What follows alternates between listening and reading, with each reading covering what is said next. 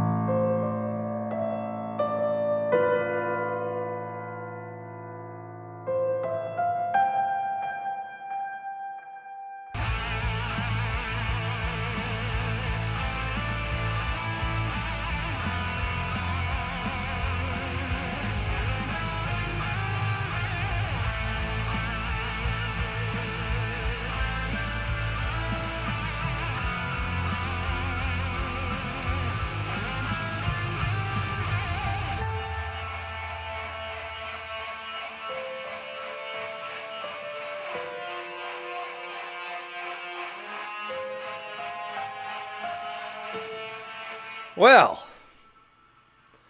here we are again, talking about fucking keto, because it's in the news. It's all over the fucking place. It's getting out of control, the amount of bullshit that we're dealing with. Welcome to another live stream from ScottTheTruckDriver. This stream is made possible by my contributors and supporters via ScottTheTruckDriver.com. The link is currently in the description. And any future fucking links that we'll be talking about during this live stream will be available to, in the description after the video processes and I put commercials and shit in it. All the shit that YouTubers do to put food on the table or to put fat in their coffee. Anyways, before I get started, because I'm really triggered today, and I'm sure a lot of you who are keto have been watching the mainstream media and the news and social media and celebrities that have come out against the ketogenic diet. And I wanted to do this podcast to say don't fall for that shit.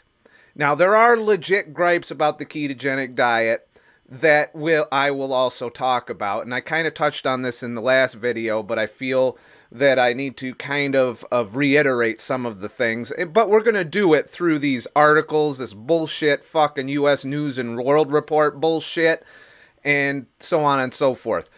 If you're here in the chat live, please be patient with me. The chat flies by. I like to talk and answer questions thoroughly when I get to them.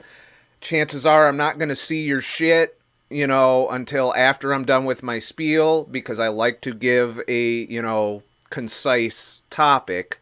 And then we go to Q&A where we can expand out through questions that you guys have for me and stuff that, you want to bring to my attention and pick my brain or just bullshit with me or whatever. So we're going to just be patient. Let me get through the content, and then we'll get to the chat. But just to check in real quick, let's see who's here and say hi to everybody that is currently watching live. No, we don't want that fucking thing. All right. So, hello, everybody. Hello, Creed, Samuel. It looks like we got the usual subscribers here tonight, which is awesome. Hello, everybody. When I do these live streams at the end, I'll bring up the chat screen, talk to people, scroll through, and cherry pick some of the people, because I want to try and get to, I don't want the same person over and over again, so I'll try and get to multiple people later on in the chat. But before we do that shit, let me move this shit over. Yeah.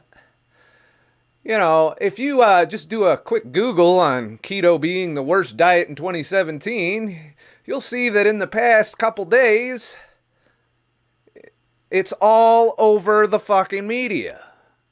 Every major media outlet has taken this one article from the U.S. News and World Report and used it to completely destroy the ketogenic diet or anybody that is on the ketogenic diet.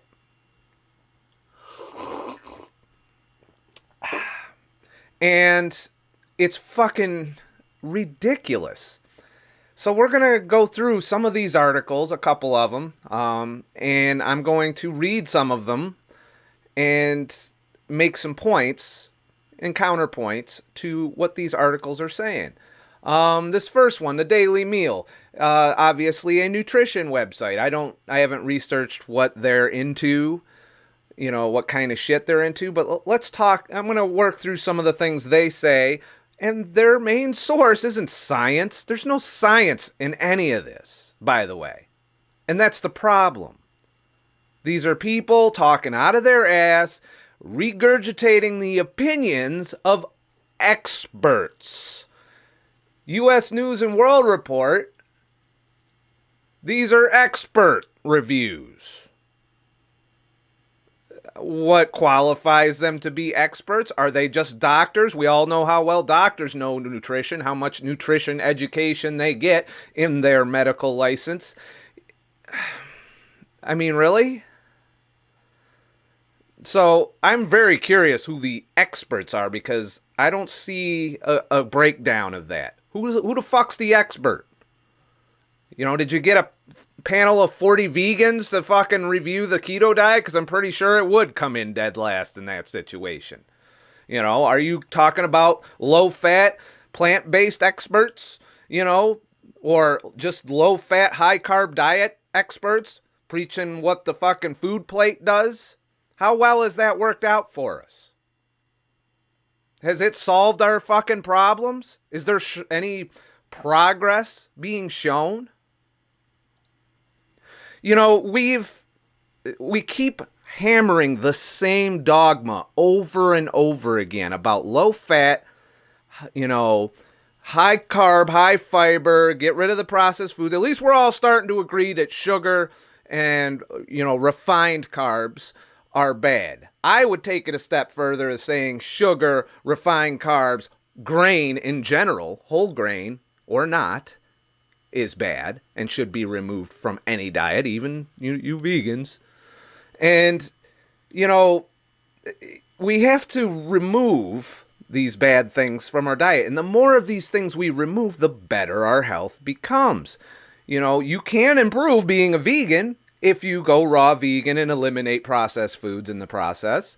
Any diet which takes sugar and carbs down a notch will show a slight, if not dramatic, improvement, depending on how hardcore you are.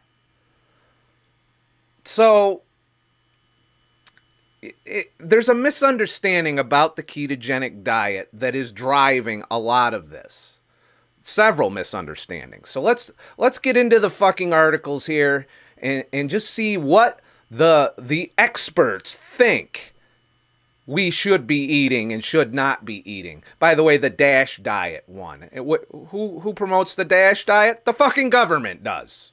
How's the government done with our heart disease? Has it been trending downward since they started pimping out the DASH diet? The Mediterranean diet, I would argue, is a good contender for one of the top 3. And if I were going to be a carb burner, that would probably be the diet I'd want to be on. The traditional Mediterranean diet. Lower in fruit, by the way, than the Mediterranean diet would allow. But, since I know what works best for me, and I don't like being hungry, which you will be on those diets, I like keto. I like not being fucking hungry. Turns out when you're not hungry, you don't overeat. This is not fucking brain science here. I mean, this doesn't require a PhD or a doctorate to fucking figure out. If you are not hungry, you're probably not going to fucking eat unless you're bored, depressed, one of the other reasons that people eat. But if you're just not hungry, you don't give a fuck, especially if you're busy. Keto does that. Almost every other diet on that list does not do that.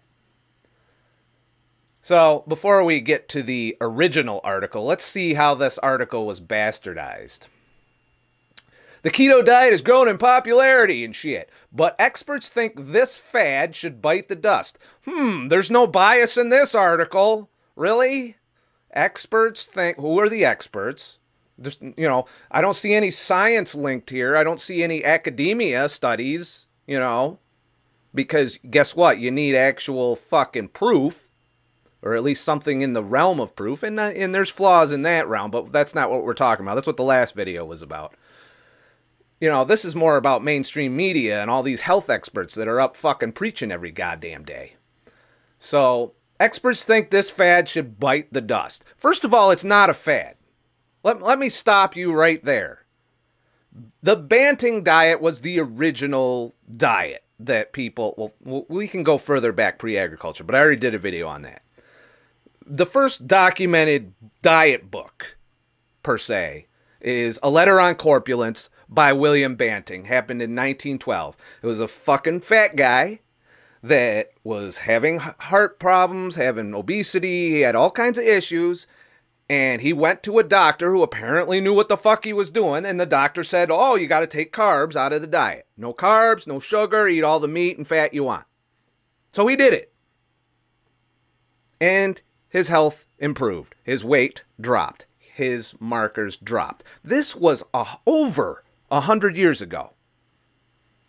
Before we fucked up.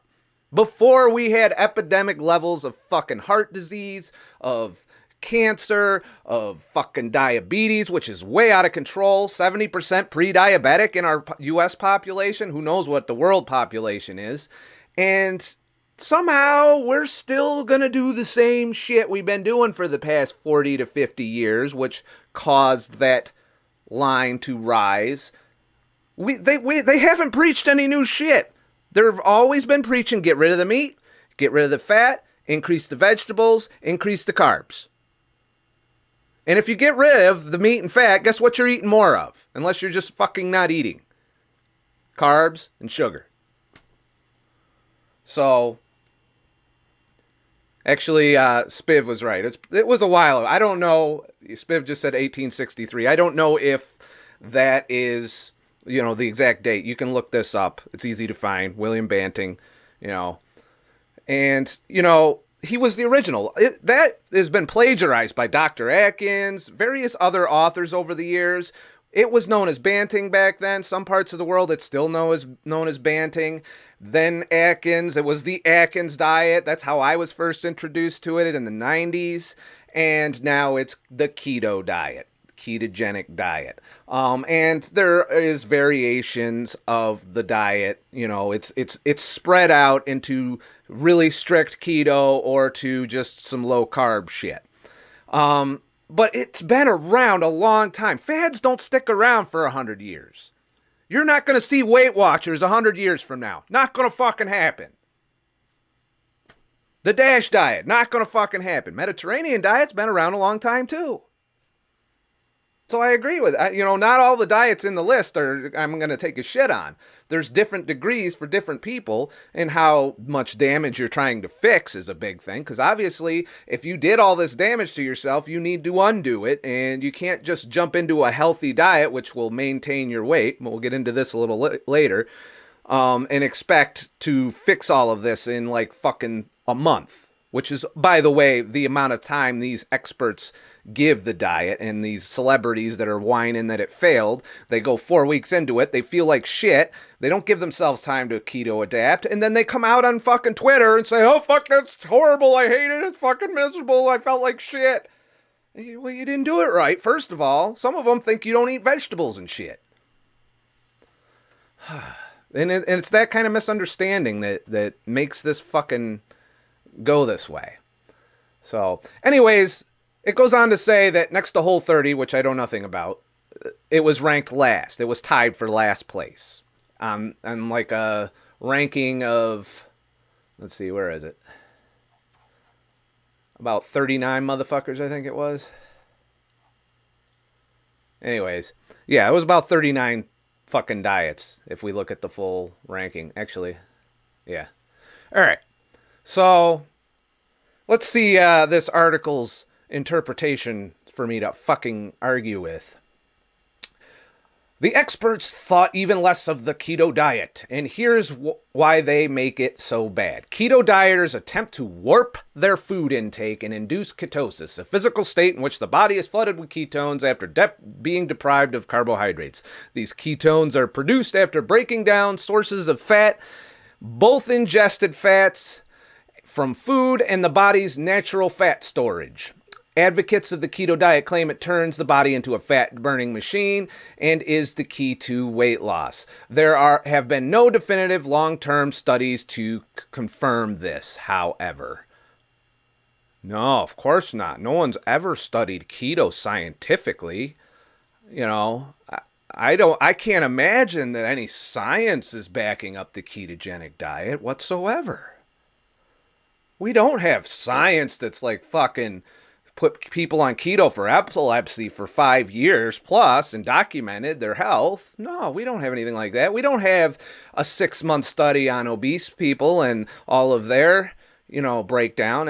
Oh, wait, yeah, we do, you fucking lying bastards. We do. There's plenty of science. There's plenty of studies, published, peer-reviewed studies out there.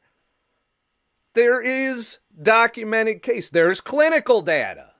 Dr. Westman's been treating motherfuckers for 25 years for extreme obesity with a ketogenic approach. Successfully. People fucking are on a waiting list to go visit his doctor's office to learn how to be keto, even though it's all out on the internet now. So this, if an article is doing this, if it's bullshitting you in the first fucking, well, not the first paragraph, but the first part of the article, and you spot something like that you know is patently false, you can dismiss the rest of the fucking article. That is a clear illustration that the person that wrote this article does not want the science proof. They have done no research. They are parroting somebody else's article, which also did very little research. And now, here we are. It's all over mainstream media. I got people sending me these fucking articles for the past couple days, and it's going to harm us. And the reason it's going to harm us is because right now, someone out there has I gotta put my face on the screen for this part. Someone out there has fucking heart disease, has fucking diabetes, is morbidly obese, and about to go get their bariatric surgery and carve themselves up. And they're going to take that article, that piece of shit fucking article, and they're going to say, well, I can't do that. I'm going to have a fucking grabber if I do that. There's plenty of science that proves saturated fat is fine. I would argue that you don't want to consume excessive fat if you are a carb burner, but that's a discussion for another video. Keto should be keto. You shouldn't be cycling if you're worried about health. But some people take their chances, roll the dice because they're addicted, which is another issue on sustainability. And probably the only argument I agree with is people have a hard time sticking to it because of their sugar and carb addictions. You have to overcome the addictions before you can do that. I've done it. I'm no longer addicted to sugar. I am so happy about that too. I feel so much better because of that. My health is fine. I'm not on any pills. I am of normal currently this morning at 185 pounds BMI. My waist circumference around my belly is 35.5 inches, well within healthy levels for visceral fat. I'm doing great. And I'm not addicted to sugar and carbs anymore. I have no desire to have a cheat day. Doesn't mean it's not going to happen. I might be in a situation where the only option is to eat like everyone else is eating. Like if I'm away for a week and I'm, out in the world, chances are it's going to be difficult to stick to that diet. And that is a clear argument against the ketogenic diet. And I would agree with anybody who used that as a point to not do it. And I know people that have said they can't sustain it. But if you don't give it time to adapt. I mean, we have to develop the enzymes to digest the fat. I don't know if you've noticed, but when I noticed it, when I first keto adapted, I was sitting on the bowl with diarrhea quite a bit. After 6 to 8 weeks of adaptation, that went away. I was also having electrolyte issues. After 6 to 8 weeks, that went away. I started to retain more water weight. I started to digest normally and take normal shits. I was fine, but I gave it the time. The energy crash, that's the other issue. And I have normal energy. Now, there's some argument to be made it takes longer to become a fat-adapted athlete, so if athletic performance is your thing, you need a lot longer than 6 to 8 weeks. You might need to train keto adapted for a year before you even perform at the level you were as a carb burner. But that's a whole other issue. We're not here to talk about that. We're talking about people that struggle to walk to the fucking car, that have trouble getting out of a fucking chair, and you want them to go out and pound the fuckmaster for 3 hours? I mean, can you tell I'm a little extra triggered today? All right. Experts. Yeah, I want to know who the fuck posted on this. This has like Dr. Greger written all over it, this expert list. And when we get into some of the reviews of the ketogenic diet, we'll definitely approach that. So, but experts on the U.S. News and World Report's panel assert the diet is difficult to follow and could have questionable impact on long-term health. And having read some of the reviews, I know that is all fat fear. You're going to have a grabber. Your cholesterol's going to go up. Your fat is going to fucking kill you. You shouldn't be doing this. I have seen tons of clinical data and tons of anecdotal data that contradicts that completely. You know, we still think that people out there still think that your cholesterol rises because you eat eggs. The body can make cholesterol, by the way. It's an essential part. Your brain's made from cholesterol. You know, you see, one of the problems is if you're on a standard carb burning diet, high carb, low fat diet, and you fill your glycogen up and start making fat, here's the problem with that paradigm. Unless you're pounding the shit out of the fuckmaster regularly, and I do mean a couple hours a day, that extra fat isn't going to have a whole lot of places to go. And it's going to build insulin resistance. It's going to raise your triglycerides. No matter how pretty you are or how obese you are going to have elevated triglycerides, mainly from sugar. But carbs, refined carbohydrates, will also cause you to make this fat. And because you're a carb burner, you're running off of your full glycogen tank. That fat has nowhere to go but your fat cells, your organs. Some of it hangs out in your liver, especially if you're in a high sugar situation. And that is how your triglycerides rise. And your HDL falls at the same time.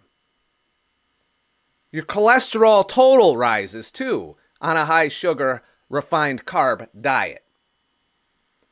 And if you are not a fat burner or you are not fasting a lot, you're not burning off those triglycerides. That's why if you do a standard American diet and you do long fasts with it, you will lower your triglycerides because you're using them.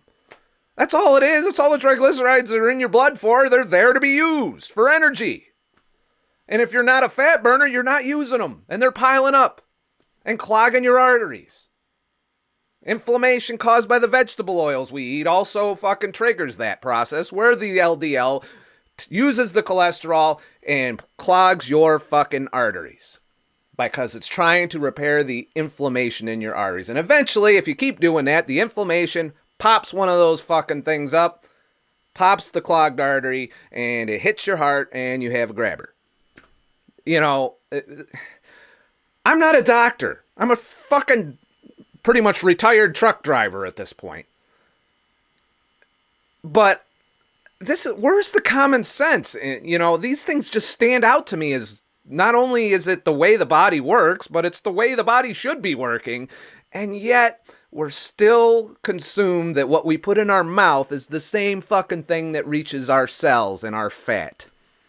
There's a whole lot of shit that goes on between the time you put something in your mouth and the time it gets to your glycogen or your fat. There is a huge amount. of metabolism going on before you actually burn that energy you consume. And you store most of what you eat. And if your glycogen's full all the time and you're eating 6-7 times a day on a high carb diet, guess what you're doing with that stuff? And it's just whether or not you get yourself into a fat burning mode through lots of exercise or some other things, but there's other issues with that, with the metabolism drop. If you don't eat enough to compensate for your exercise, it's a cycle that I've broken out of.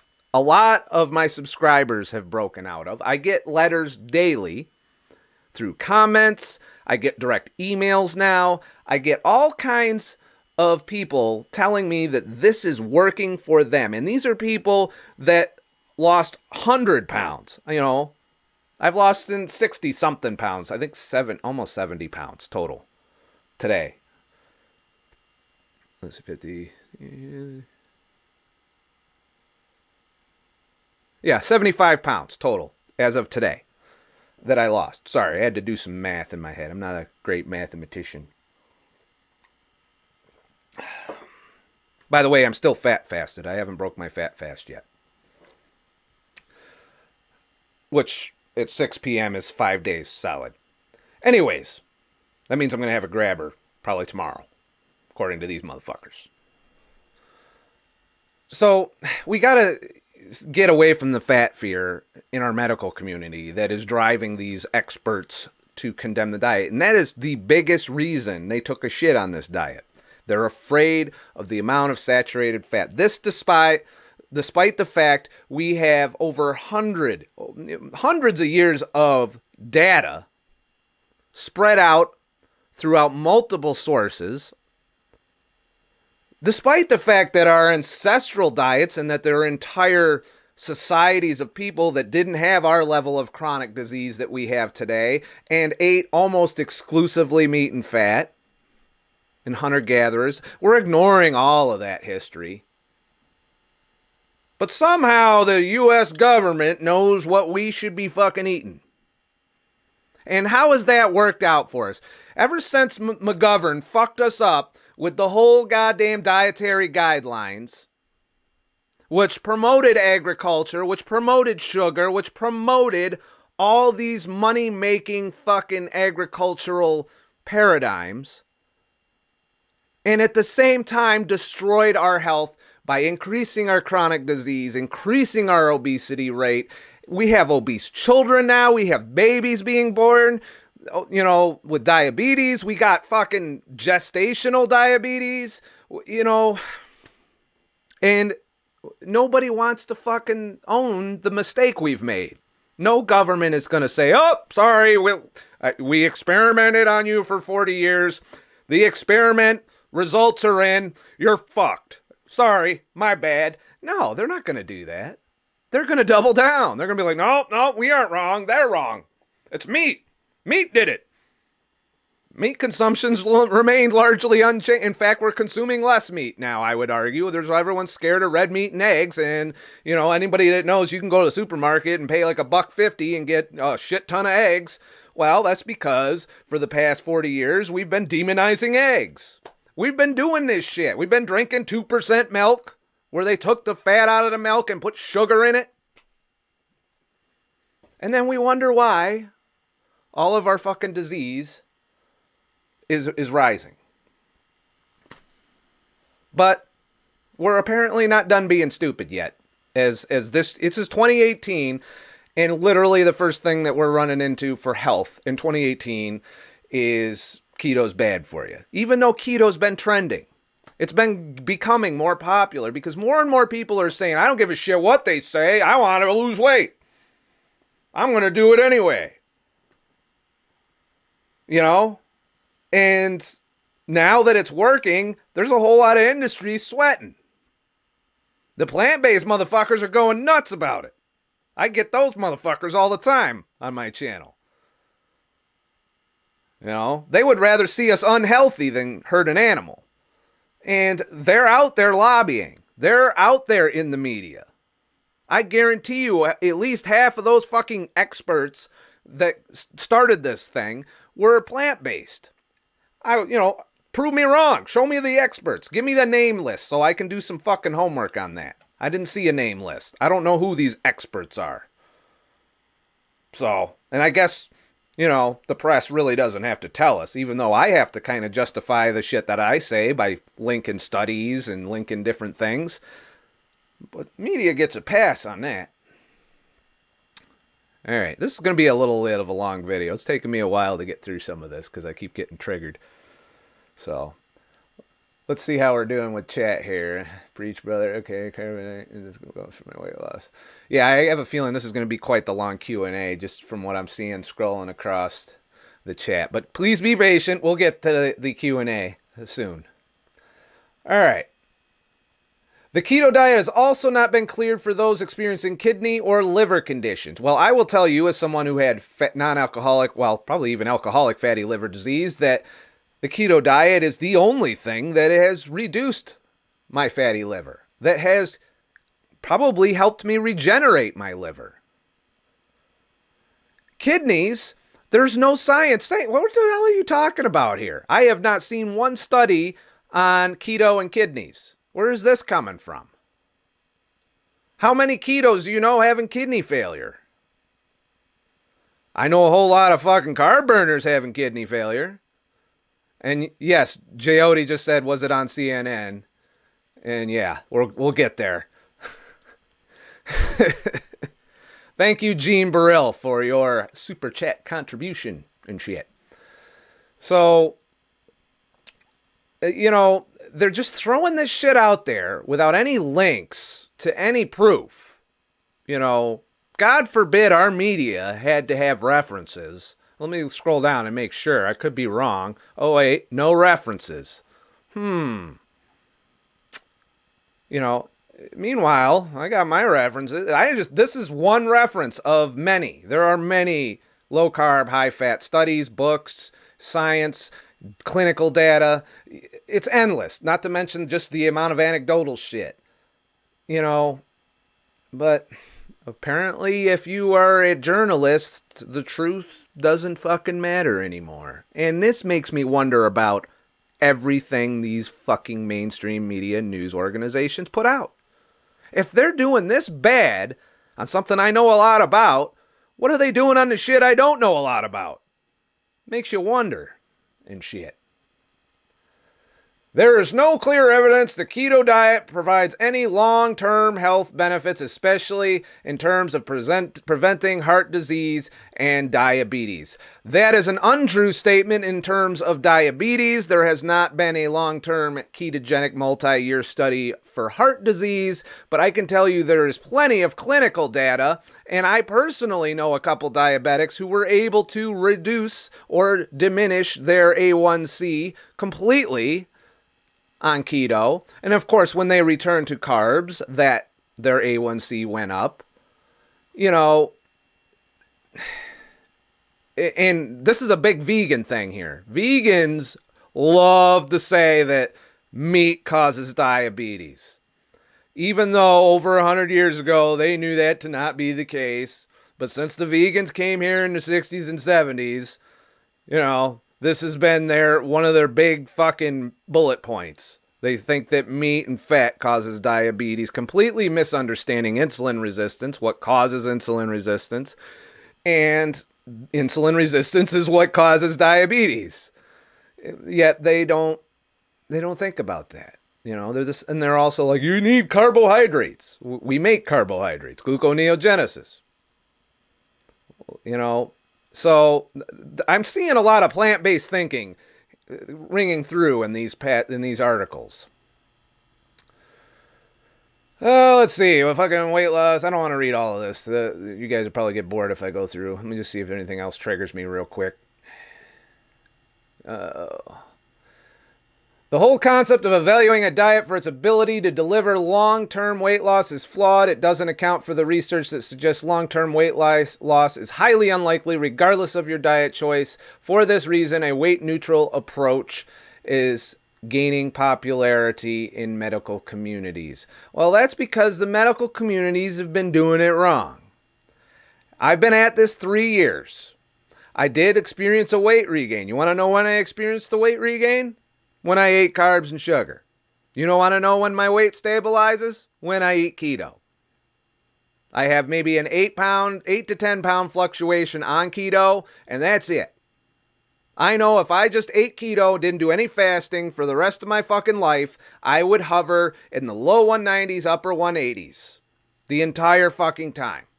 If I went back to carbs, even healthy carbs, even if, I just ate the whole grain diet and started eating more fruit and started becoming a carb burner, if I'm a carb burner, my weight will creep right the fuck back up until I've gained it all back.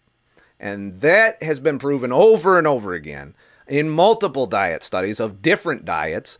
And believe it or not, low fat, high carb is in that mix. And that's why any intervention you do should be lifelong. And keto is a lifestyle, not a fad diet, not something you do for 30 days, not something you do for 6 weeks. You do go all in or you forget about it, because otherwise you're wasting your time, because you'll lose all that weight and then you'll stop the diet and then you'll gain it all back. And that's why keto and intermittent fasting are a lifestyle for me. I will do this the rest of my life. I may have a cheat day here and there. I may do something that's fucked up and regain some weight. And I guarantee you all of those fucked up moments in my future are going to be carb, sugar, or alcohol related. And as long as I don't do those things, I will remain firmly planted here. And others have tested this. Now, you might not get down to ab level being a keto alone. You have to do other work. You have to fast more. You have to do other dietary interventions.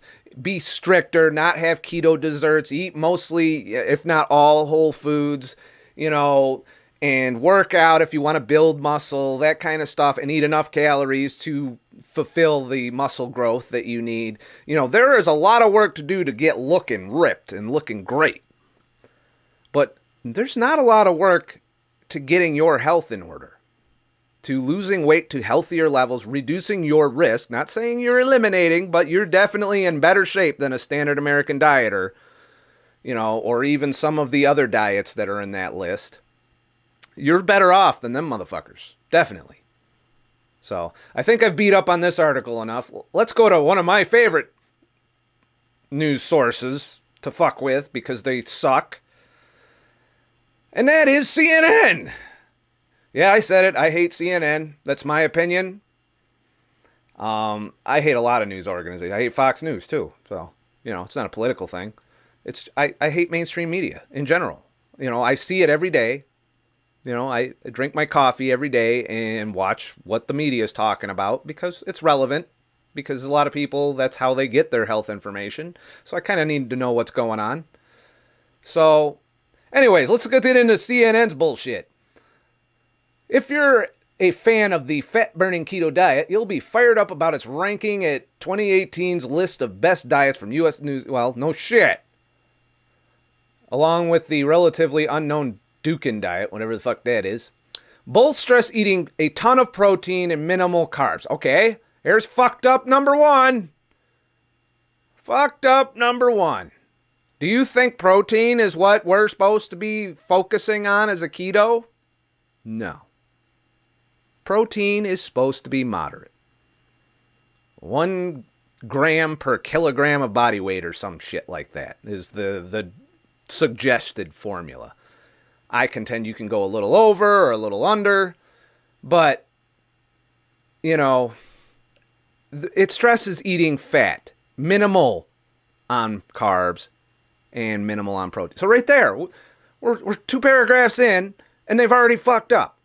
They already proved they didn't do their homework. These motherfuckers do what I do. They go out and research.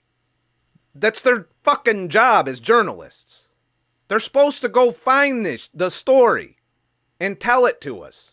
This is some lazy shit right here. You don't have to look far to know that keto stresses fat, not protein. So, and it's really disheartening because there are people that will see this article and be like, nope, CNN says it's fucking bad. And they've done so well for my health throughout my life. In between their health blogs, I get to watch 10 fucking Lipitor commercials. And those all have my health in mind. I'm going to be on 10 pills when I'm 65, but I'm okay now that I'm 20. So, who cares? You know, and these articles and news stories and health blogs and bullshit that are out there preaching the same shit we've been doing for 40 years with maybe a little less meat and a lot more plants. And Jesus Christ, sorry, I don't mean to offend you, but wow. All right. Let me calm down. I'm turning red and shit. The experts on the U.S. News and World Report fucking panel that created the list said eating this way isn't harmful short term. They ranked the diets poorly for long-term weight loss, success, ease of use, and overall impact on health. That's because your experts don't know what the fuck they're talking about. All right? What, did you run a poll on your website for people to vote for their favorite diet? That's what this sounds like. So, anyways, when you're on the keto diet, you drastically cut your carbs to only 20 per day. That's not true. You can go up to 50 if depending on how insulin resistant you are. If you're insulin sensitive, you can eat 50 grams a day net carbs and be in ketosis.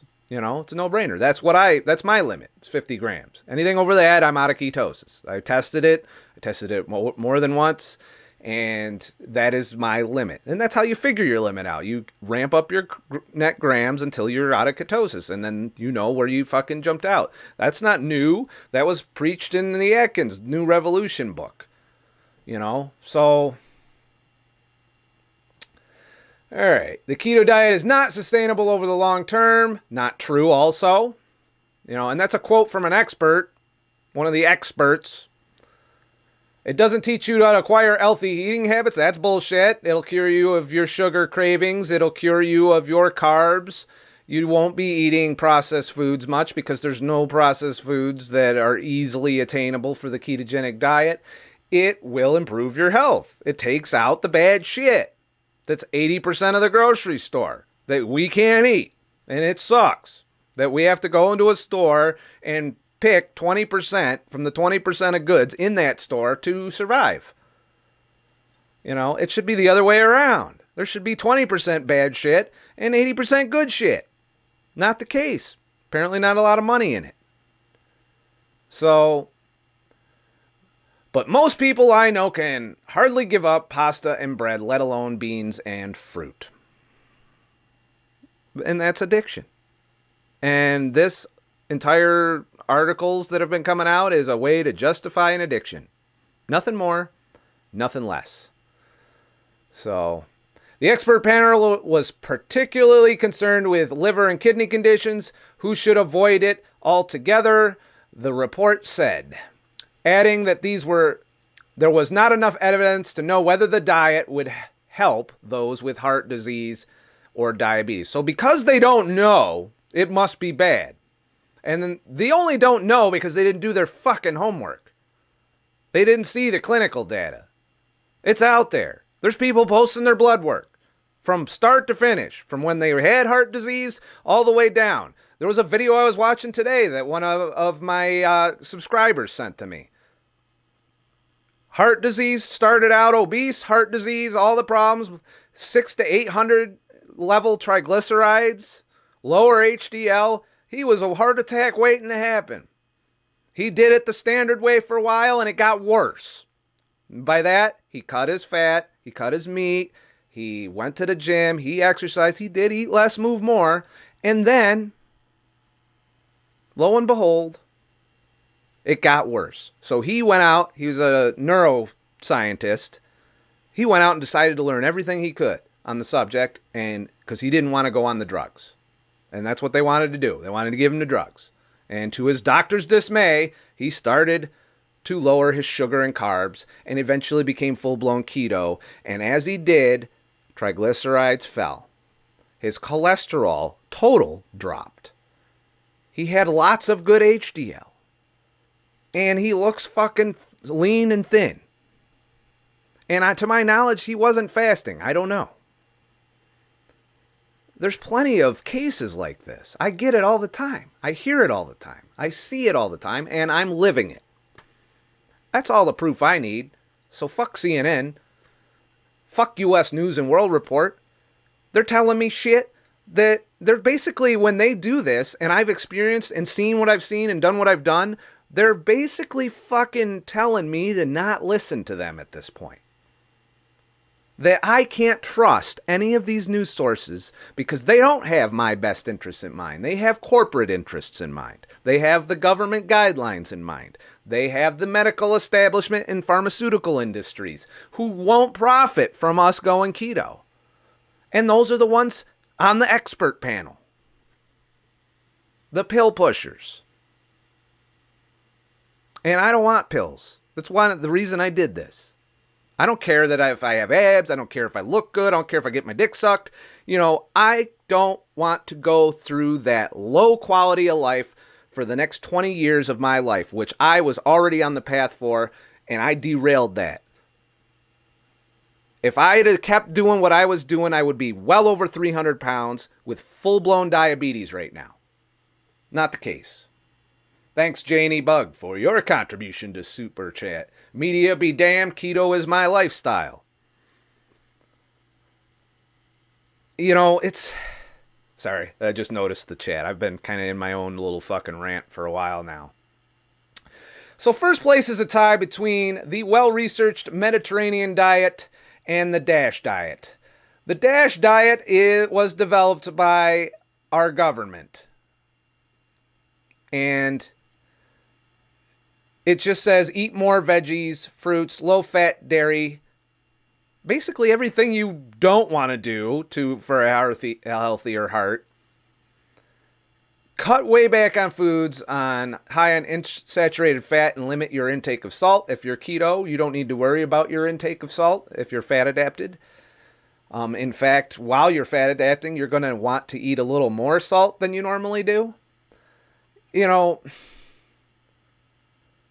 It's about whole grains and shit. It sounds like if I did this, and I might even do this one day, I might set myself back and show that these diets are fucked up. Mediterranean, you can be almost keto on a Mediterranean style approach. Olive oil, fish, cheeses. There's plenty of I could get on board. I would say keto and Mediterranean are probably in the top 3 diets for me, as far as I'm concerned. If I was writing a fucking article about what diet was the best and what diet was the worst, it would be completely different from the U.S. News and World Report's fucking diet. And believe it or not, veganism would be in the top 10. Because it eliminates, if you're a raw vegan, I should specify, raw veganism would be in the top 10 because it eliminates processed foods. It eliminates refined carbs in a lot of ways if you are a whole foods vegan. If you are a vegan and you only eat whole foods, you're going to be healthier than a lot of the diets in that fucking list. Everyone's going crazy with the super chat right now. John Holmes, thank you. Thanks, Scott. I appreciate what you're doing for us. Cherry Ambrose, Keto and Ronald Skolnick, a longtime contributor there. So's Cherry, I believe, too. Also, super chat. And thank you guys. You guys are helping me keep doing this. I'm able to spend the time. I spent most of the day today preparing for this particular live stream. So I definitely appreciate what you guys are doing to help keep me going, so that I can spend the time necessary to look into these dumbass motherfuckers that are fucking posting bullshit on the goddamn internet. All right, I've had about enough of CNN. I think we've established at this point that, we can't listen to these fuckers. All right? You cannot get your health advice from the media. You can't get your health advice from the government, and you can't give your health advice from the medical community right now. There are doctors, naturopaths, that kind of thing, that are on point. They know their shit. They took the time to learn nutrition. They've seen the effects clinically, and those doctors are growing. The number of doctors that are embracing saturated fat being healthy, carbs and sugar being bad is growing. And the only way that will continue to happen is motherfuckers like us that walk into that doctor's office and show indisputable proof of improvement of our biomarkers and our weight and our lifestyle, and the fact that they haven't had to prescribe us a fucking drug in 5 to 10 years, you know, and we go in there and we tell them, well, I've been eating this way for this long. And they're going to be like, you shouldn't do that. And some doctors, even in the face of that, are going to be like, nope, my fucking book, standards of care book says you cannot fucking do that. You know, and they're so caught up in not wanting to admit they're being wrong that they're willing to sacrifice your health and your wallet in the process. And make no mistake. Why isn't this switching? All right. And make no mistake, if you eat refined carbs and sugar and you do not address that, even if you're young and still thin, sooner or later, you're going to hit the wall. And it's genetics mostly that determine the length of time it takes for you to get fucked. Some of us get fucked right away now. That's why you got morbidly obese children with diabetes. This didn't used to be a thing. In the early 1900s, there was not childhood obesity. Took a while to fuck us up back in those days. We still got there. But if you notice, your grandparents lived a hell of a lot longer than people are living at the current moment, with a whole hell of a lot less pills. Literally, I've fucking seen like 10 fucking pill commercials today. You know? You'll feel a little bit better here, but it might cause you death. You know, those commercials. Plenty of those. And nobody wants to really... You know, none of the experts want to admit the mistakes we've made for the past 40 years. None of them. And it's clear as day. Clear as day. Every once in a while we get the sugar's bad article, followed by shit like this. We're starting to get on the page of sugar. Sugar is on its way out, being replaced by artificial sweeteners. You'll see it. Coke's been reformulating. You know, there's processed foods out there like Halo Top ice cream, for example, is one of the first ice creams to incorporate a heavy amount of erythritol to offset the amount of sugar that they put in. And it's really sweet as fuck. And actually could be consumed on a keto diet. It's a junk food, you know, not something you should eat every day. But as a treat, if you want ice cream, a serving of that will go a long way. Mix something else with it if you need more food. You know, so sugar is on its way out. Refined carbs aren't going anywhere yet. The hidden sugars are still out there and plentiful and in a lot of foods that you don't think they're in. Read those labels. If you did nothing else, now I'm pro keto, obviously, but if you did nothing else but remove refined carbs, bread, pasta, that kind of stuff, and sugar, and reduce the amount of whole grains, if you did those three things, you'd probably get at least 60% of the way there health-wise. You might live to your 70s doing that. Because you know what? That's what we used to do. You know? We used to go to the soda fountain once a fucking week, if we were lucky. And then we lived to be 80s. We still got the same shit. We still got the same chronic disease. But we got it at a much later point in life. Dose determines the poison.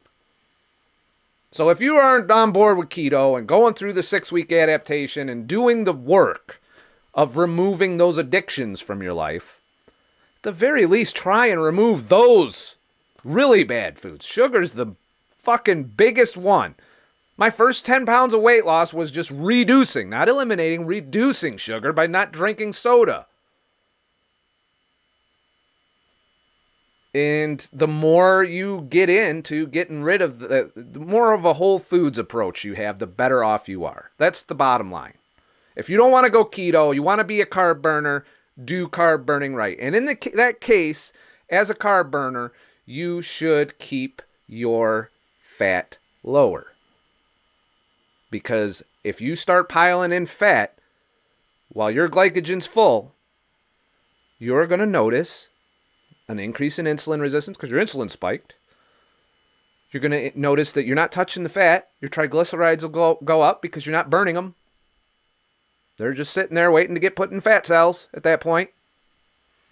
And in the meantime, if you got vegetable oil in your life, which you should also eliminate, as bad as sugar in my book, you're causing inflammation. The cholesterol's going to clog those inflamed arteries. And the reason you're causing inflammation is we're not designed to burn that particular kind of fat. But we do it anyway. Why? It's cheap. It's real cheap. It's expensive to put butter and shit. It's expensive to have those kinds of saturated fats. They taste great. They're awesome. They're healthy for you if not combined with a lot of carbs. But, you know, we're putting the dollar first. That's why high fructose corn syrup's still a thing. It's cheaper than sugar. It's more detrimental than sugar, slightly. But that's what food companies care about. Maximizing profit. They don't care about how healthy you are. They'll tell you whatever the fuck you want to hear. That's why you see organic everywhere. You see fucking GMO free. Whatever the latest buzzwords are all over the fucking packages of processed foods. And those processed foods are what's doing the most damage. Not fat, not meat. The processed foods and the sugar. That should be the bottom of the fucking diet list. Not keto. That isn't even on the list. Standard American diet, where the fuck was that? That's the diet most of us are on. Where's our healthy food plate the government fucking preaches to us? I didn't see that in the list. But let's go look at the list while I'm on that topic. Alrighty. Best overall diets. See the full ranking list and shit. Alright. So we got the DASH diet. This is the government one. Imagine that. That's number one. So apparently the experts, they really like the guidelines. They're not going to stray from the guidelines. Otherwise, they might not be considered experts anymore. You know, Mediterranean diet, I kind of agree that this is probably one of the few diets I would say it belongs there. The flexarian diet, now I took a look at this a little bit. It's plant-based. It should be vegan diet. You know, I don't know what flexarian is. But they claim it lowers cancer. You live 3.6 years longer. I'd like to see that study. Where's that study? Anyways, Weight Watchers. Yay for Oprah and shit. Really? Weight Watchers. That's a processed food diet if I ever saw one. Heavily restricting on calories. That's the only reason that diet's there, is it's restricting your calories. So you're tanking your metabolism on that diet. You're spiking your insulin. When you're a carb burner and you restrict calories, guess what? Your metabolism drops. And you'll know it. You'll be hungry a lot. A lot of hunger. You'll get cold a lot. You won't want to exercise. You'll struggle. It's a thing. The Mind diet, the TLC, fucking Mayo Clinic, Ornish. That's in the top 10. They are hardcore. It's all fucking plants. You know, complete plant-based diet. And huge portions of fruit and grains. And, you know, it's... If I went on the Ornish diet, I guarantee you I would gain weight. There's a lot. You can eat as much fruit as you want. You know, it's supposedly ad libitum vegetables. It's like being a vegan, a strict vegan, raw vegan. It's all raw foods. You know, the fertility diet. You know, vegetarian. Vegetarian, I would rank that up here with fucking Mediterranean, because you get some fish, you get some dairy, you get all the amino acids as long as you eat enough of them. You know, I would put that up there with the Mediterranean diet, you know, and I would put keto up here too. This DASH diet could go fuck itself, because you know what? There's no proof that that works. It's telling me to do the exact opposite, which is what I was doing to begin with, by the way. You know, and when someone's telling you to do the opposite of something that works as well as keto and fasting does, you know, I tend to be like, okay, I see that. Number one, no bias in this fucking article at all. Jenny Craig beats keto, apparently. The traditional Asian diet. You know, and there is an argument that if you go far enough back in the Asian diet, that they don't have nearly the problem we do. But the modern Asian diet is a different story. They're struggling with alarming rates of obesity, diabetes, and heart disease right now, you know, and they claim it's because we've introduced more meat and fat into the diet, according to that study I cited in the other video. And I contend it's the sugar is creeping in to their diet a lot more than it used to. It's cheap, it's free energy, and it is destroying them. Because any, you know, diet that we've introduced our sugar and refined carbs and processed foods into has suffered these chronic diseases. It doesn't take a big fucking scientist to figure out that, hey, maybe if we didn't do the standard American diet, that we'd be okay. But there's a whole lot of people vying for that title. A whole lot of fucking money to be made. So, the flat belly diet, Nutrarian, Engine 2 diet, it goes on and on. You know, the link will be in the description for that.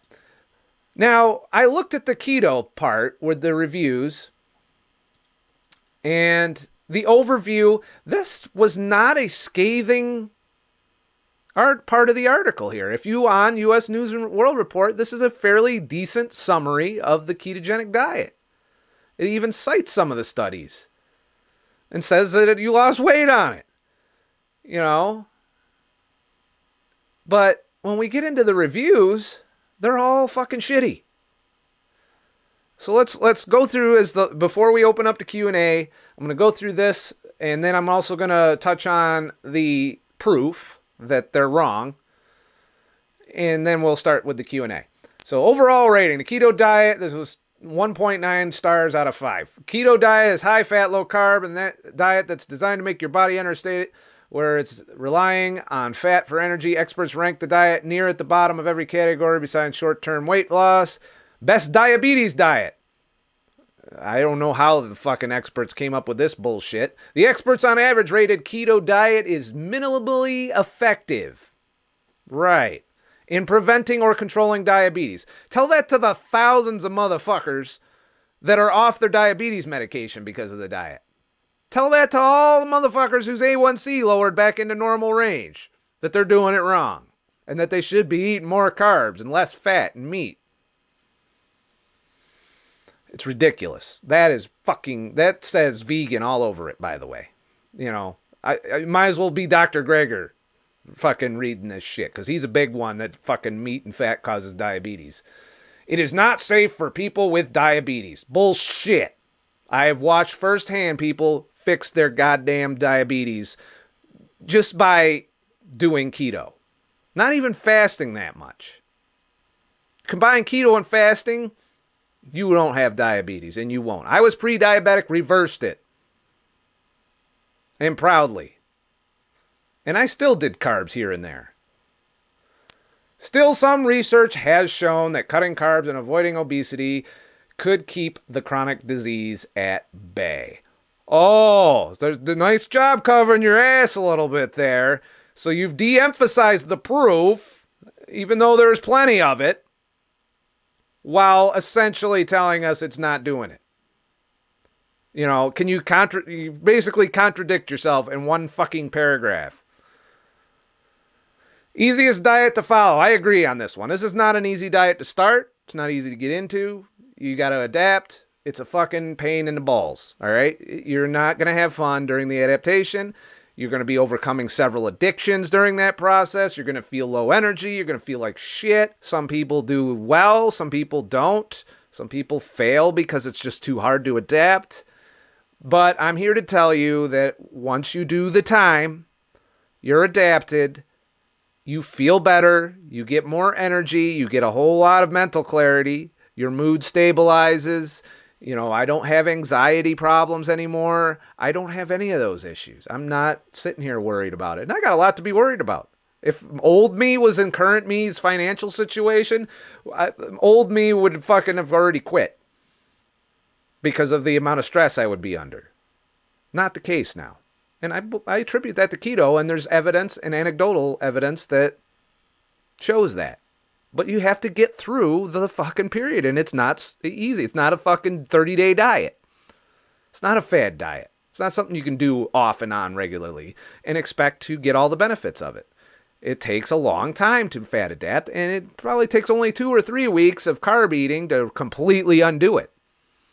Some people can completely undo it in a week and have to start right over from scratch with another adaptation and go through all the bullshit of the adaptation brings, again, including unaddicting yourself again, which is why I'm not a big fan of cheat days and carb cycling, because I've tried them, and I know that all they did was keep my addictions alive, reduced my fucking progress significantly, or reversed it.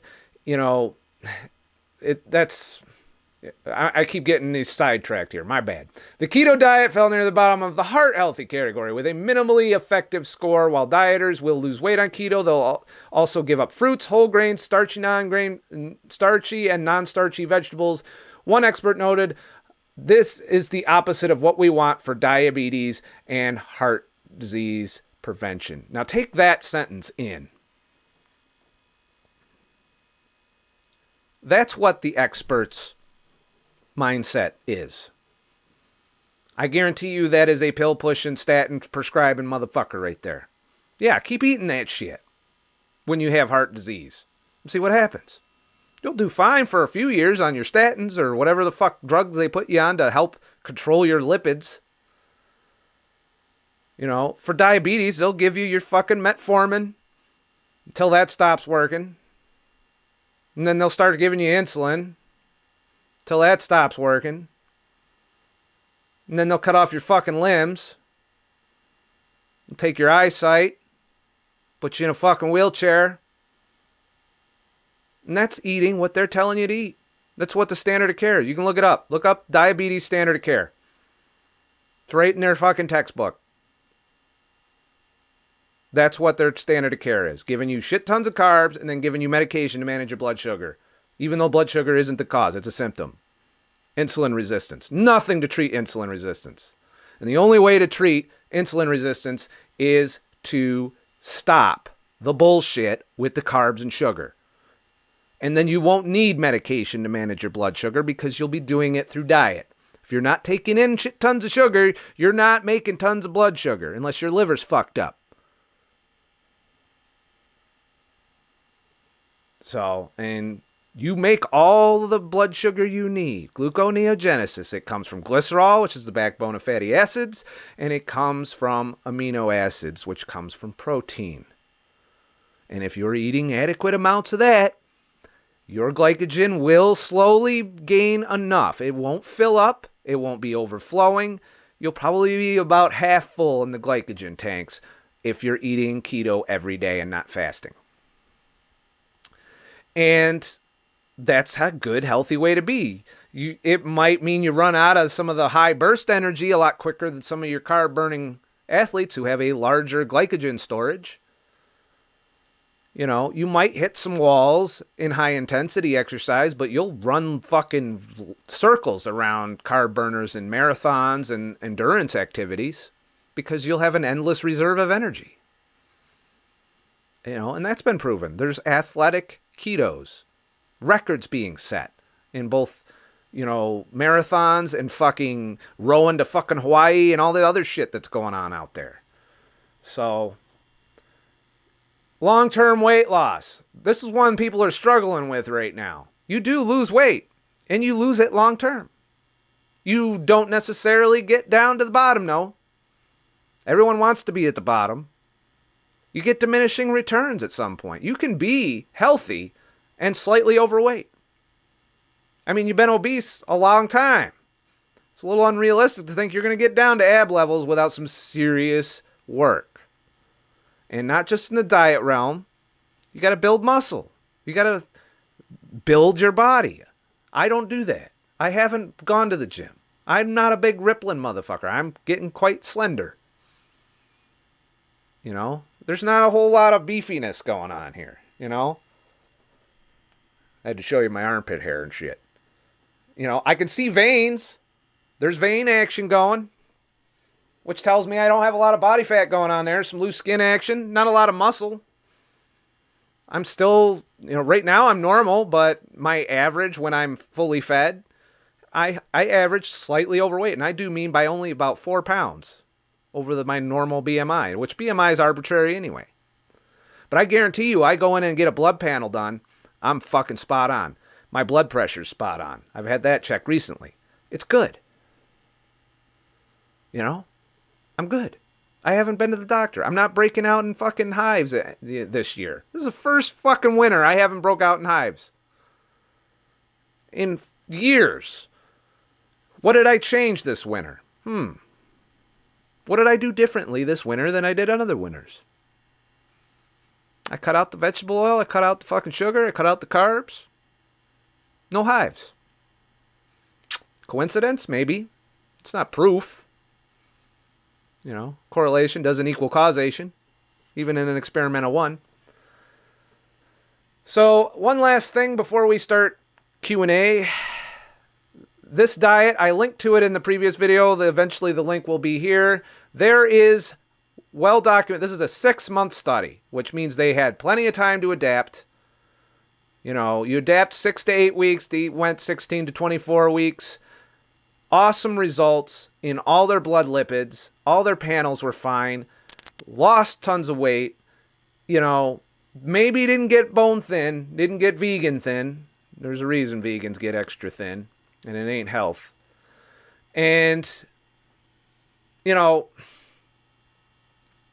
I can't stress enough that the truth is out there. You know, I sound like a fucking conspiracy theorist or something. It's out there. Read.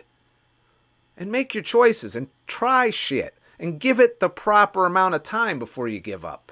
It's not easy. I will say, keep getting back on that horse. You're going to fall off maybe the first couple times you try to go keto. My first adaptation was 6 weeks, and then I jumped right back in the carb bandwagon. I think I broke it with a goddamn fucking Pop-Tart or something. You know, so I was still addicted to sugar back then. And you can still see those videos. They're still there to be found. You can see my progression from a completely standard American diet piece of shit motherfucker that I used to be to a health-conscious, skinnier, healthier motherfucker that I am today. That I left all my old fucked up videos up, and I will continue to leave them up because I want people to be able to see the journey, the whole journey. Because my paradigm, my belief structure has changed over time. So, do your homework. Don't get your health advice from CNN or U.S. News and World Report or Facebook or veganblog.com or, you know, even my blog. You know, I'm all about saying I'm a starting point. I am not the end point for you to do or not do a certain diet or way of eating. So, finally, I'm getting to the chat. Only an hour and 19 minutes in, which means we got about an hour we can play with. So let's see what you guys have been saying. First, before I do that, I kind of want to make sure I caught all the super chats. Where the fuck did I put that? See, I got like fucking 10 windows going here. And actually, I know where I put that. Put that on the other computer. All right. So I want to once again thank, you know, my supporters on ScottTheTruckDriver.com who have donated generously there, and also to the super chatters here: Gene Burrill, Kat Marlette, Janie Bug, John Holmes, Cherry Ambrose, and Ronald Skolnick. Thank you guys for contributing. You know, I'll go a little longer today because you guys did that too. So I appreciate everything you guys have done. So let's see what we got here. Cat Marlette, working towards 1 meal a day. It's now like 2 snacks and 1 meal. So I will say that that's all you can do. You can keep just compressing that window of time that you eat, you know. But I'm finding with the fat fasting, if you're fat adapted in keto, you can throw some fat in there earlier in the day. And I'm going to test that this coming week. I'm planning on doing alternate day diet style ADF after I break my fast tonight. I will do 24-hour eating windows. There'll be 36 for the first one because I do want to refeed a little. But then I'll do 24 hours where I can eat normal keto, and then I'll do 24 hours of a fat fast, which will consist of 600 to 800 calories with the same macronutrient breakdown, 90% fat, 10%, split carbs between carbs and protein, always under 50 calories in one meal, so I don't break the fast. And so I plan on using that as a crutch on longer fasts. It's definitely a thing now. Like if I want to do a 14-day fast, I might start out with the first 5 days being, the harder days, and start out with a fat fast and then transition to a water fast and see what happens. Does it eliminate? Because the hardest part of a long water fast is the first 5 days. Once you get through the 5 days, your hunger goes away, your energy returns, your metabolism's dropped a bit. But it might come back if you're keto. So that is what that is. Look at a person's skin. If they have good skin, they probably know what they're talking about. I don't know if I have good skin. Well, I would say I don't break out at all right now. I don't have pimples and rashes and shit going on. I do have a skin tab or two here or there, but those have been there for years. So, I don't know. I don't know if I qualify as good skin. I just know I don't have to go to the doctors for anything. And I haven't broke out in allergies. And I haven't had any allergic reaction. I've had cats rub up in my face and shit. And that used to put me out too. So, let's see. We're all human. Thanks for introducing me to intermittent fasting. I'm glad that I introduced you. I hope it helped. It's definitely, there comes a point when keto is not as effective as you get down to the lower end of your weight loss. The last 10 to 15 pounds is the bitch of the bunch. I spent a year at a plateau, but there was carbs in my life pretty consistently. Like I'd do a 6 to 8 weeks of keto, then I would cycle in some carbs for a while, regain some weight, be miserable as fuck, and then go back to keto because I realized I'm gaining weight. I'm trying to break that cycle this year. I'm hoping to be keto most of the time, if not all of the time. And fasting is what I'm using to lower my set point. And it is lowering slowly. And we're talking, it might take a couple of years before my set point is in the low 180s and my belly stays below 36 consistently. And it's been at 36 consistently, which is new. That is something that I did not get last year. So I've been making progress, and that I believe the final straw that's making my belly size drop was removing alcohol and sugar from the equation and doing fasts. And I'm noticing change in that area. It's slow. It comes up and down, but I'm noticing a distinct change. And I will document that at some point. I'm not all about the taking my shirt off and pictures and shit, because that shouldn't be, I don't want this to be the reason that people do shit. I want them to try it and realize they feel better and they're not having to be as, miserable, and that they don't have to be on as many medications and reverse some of their problems. I'd rather you guys figured it out for yourself than say, oh, look, he's got abs and shit, which I don't. And say that. But if you want that, Thomas DeLauer, he takes his shirt off all the time. He's ripped as fuck. He spends all his time pounding the fuck master when he's not being keto and fasting. And he does carb cycling too. It's interesting. So, Janie Bug, my husband was diagnosed with prediabetes. I wasn't going to let it happen. We started keto 2 years ago. He is great now. I had the added bonus of weight loss. And that reiterates the purpose of the ketogenic diet, which I almost forgot to talk about. Keto is not really a weight loss diet. It's not something you should do for weight loss. It is a symptom of the diet. If you are obese and you turn to the ketogenic diet, you will lose a certain amount of weight. You won't lose all the weight. You'll plateau. It's not a diet that normalizes your hormones. And when your hormones are working right, they want you to be in balance. They want you to stay level. They don't want you to lose weight. They don't want you to gain weight. That's what keto does. Intermittent fasting is where we start to derive our weight loss for. Once we hit the point where our body is like, hey, okay, we're good. We lost a lot of weight. We need to stop that shit. Here we are. We're staying at this level. And that's why a lot of people stall on the ketogenic diet. And I don't dispute that. It's not the weight loss diet. It takes away your hunger, which is a significant part of dieting. I don't like being hungry. I would have failed a long time ago had I not gone to keto for hunger management. I would have completely failed at this because I was ravenous and binge eating whenever I broke a longer fast. Not the case with keto. I eat a normal keto meal. I'm good to go after a long fast now. And that's the way it should be. That tells me my hormones are doing their fucking job. And I get a little hungrier when I'm more physically active, and I'm less hungry when I'm not. My hormones are doing their job. That is what keto is. It is not for weight loss. You will lose weight as a symptom, but it's not for weight loss. That comes over time. And I've seen it enough now in my own personal experience of doing this shit for 3 years that it is creeping down. It's a downward over time trend. Completely the opposite of most people my age. Most people on my age are on the uptick right now, especially if they're carb burners.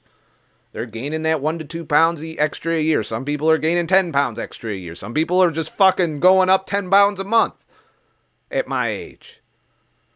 A lot of people are worried that are my age.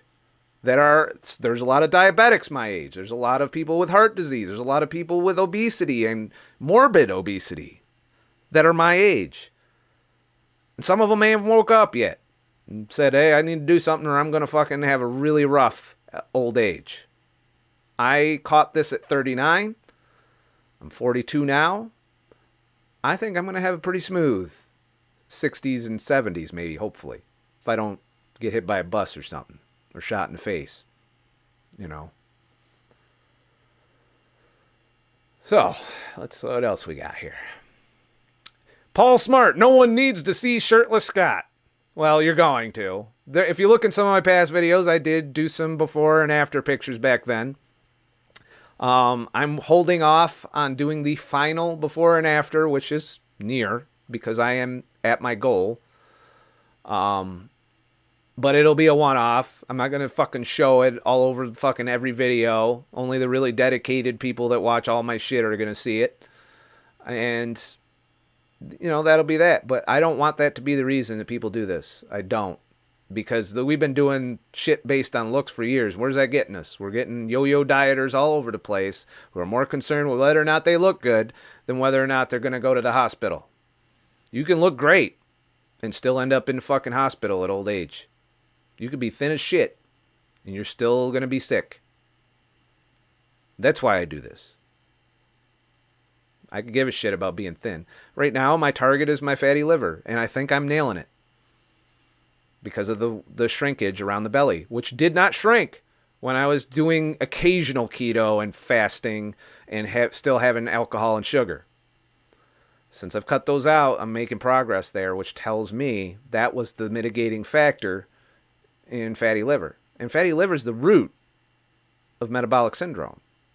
Insulin resistance in the liver is a bad thing.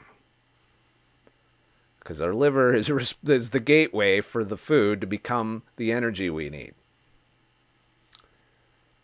So, Paul Smart, who's also a long-time contributor. I don't know if you're still on Patreon, but I know you contributed for a while. Company event had carnivore as a meal option along with vegetarian. It's getting more normal. Now, that leads me to want to talk about the carnivore diet a bit because I'm getting a lot of push for me to do it. There are some intriguing things about the carnivore diet the more I've looked into it. The fact that there's people that have done it for over a year without vegetables at all, or fruit, or carbs. Meat and water. I just saw a guy who was having health problems. He decided to go carnivore for a year, and all those health problems over time took adaptation, even from keto to do, but all of those problems went away. And he did not get all of these deficiencies that you would think we would get if we did that. And, he's eating, ruminants, cows and shit. Ribeyes, 4 pounds of meat a day. That's a lot of meat. That's one of the hang-ups with it. 4 pounds of meat a day is going to be pricey. Unless you're getting the low quality, worst ground beef you can get, it's out of fucking factory farm bullshit, which will set the vegans nuts. Well, they'll get nuts anyway, but if you're eating factory farmed, you're not being ethical with your meat choices. So I don't know. I might try it for 30 days, which they say is the minimum that you should try it. That's probably a couple months down the road before I get around to doing that. I still want to experiment with fat fasting and different protocols I could integrate it in to see what happens. As I'm doing this week with the alternate day diet style of fat fasting, which is I've never heard of anybody doing. So maybe I'm the first to throw that protocol in. And we'll see how that goes. Will I regain all the weight from this fat fast? I don't know. I know I'll regain some because I'll be carrying food weight, water weight, and so on. But I'm intrigued by the carnivore diet. I hope more research goes into it. But right now, the anecdotal evidence is minimal. It's still too low for me to be confident with it. There are people doing it. I'm aware of that. There's no real, other than if you go back to Weston Price, I think was the guy that went and spent time with the Inuit and then came back and did a year supervised medically. I haven't read that book. I want to read it. It's called Fat of the Land, I believe it was.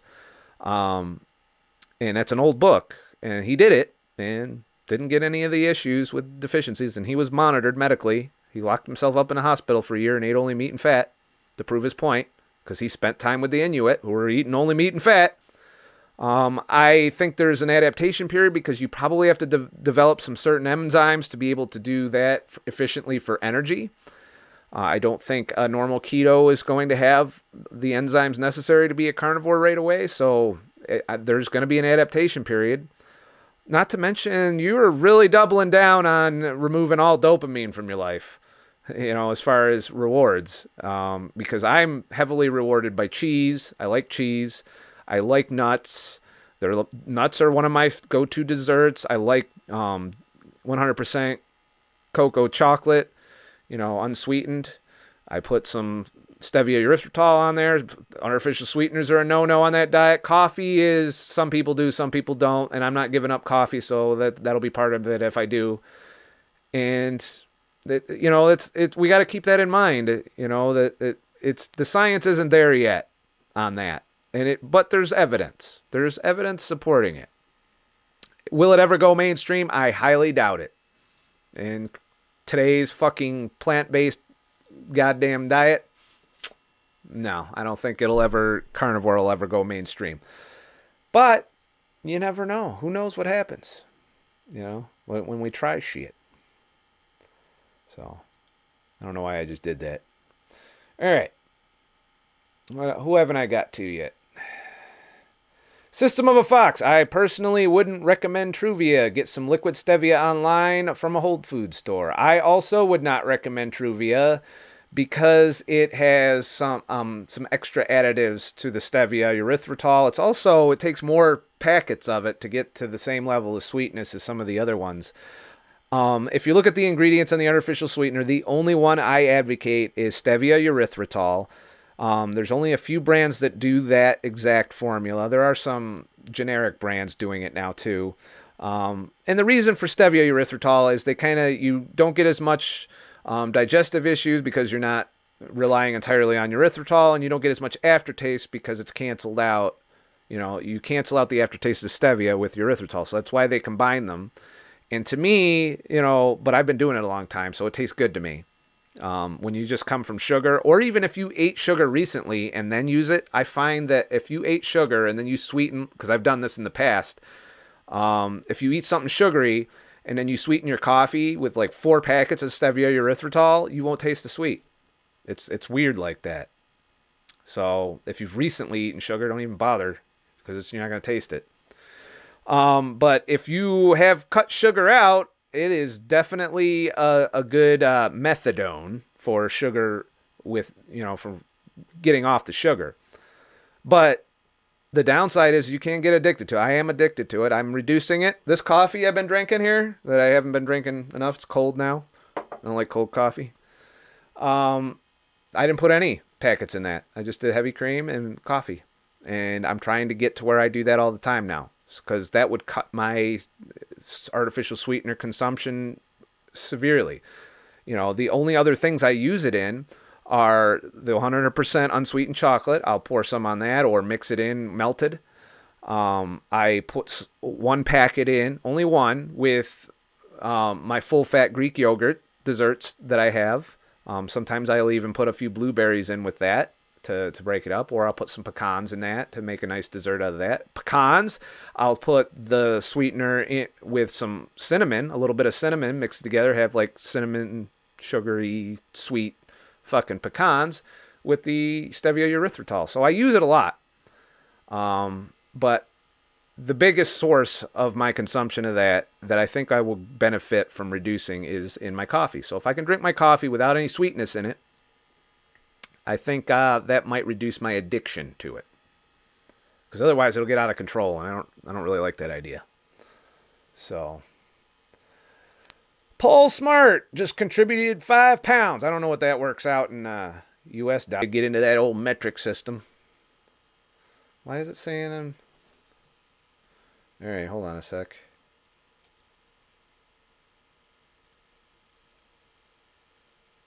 Why is it saying fuck? Sorry, I get distracted here. It's saying it's not receiving data. All right, let me know in the chat if you guys are still hearing me.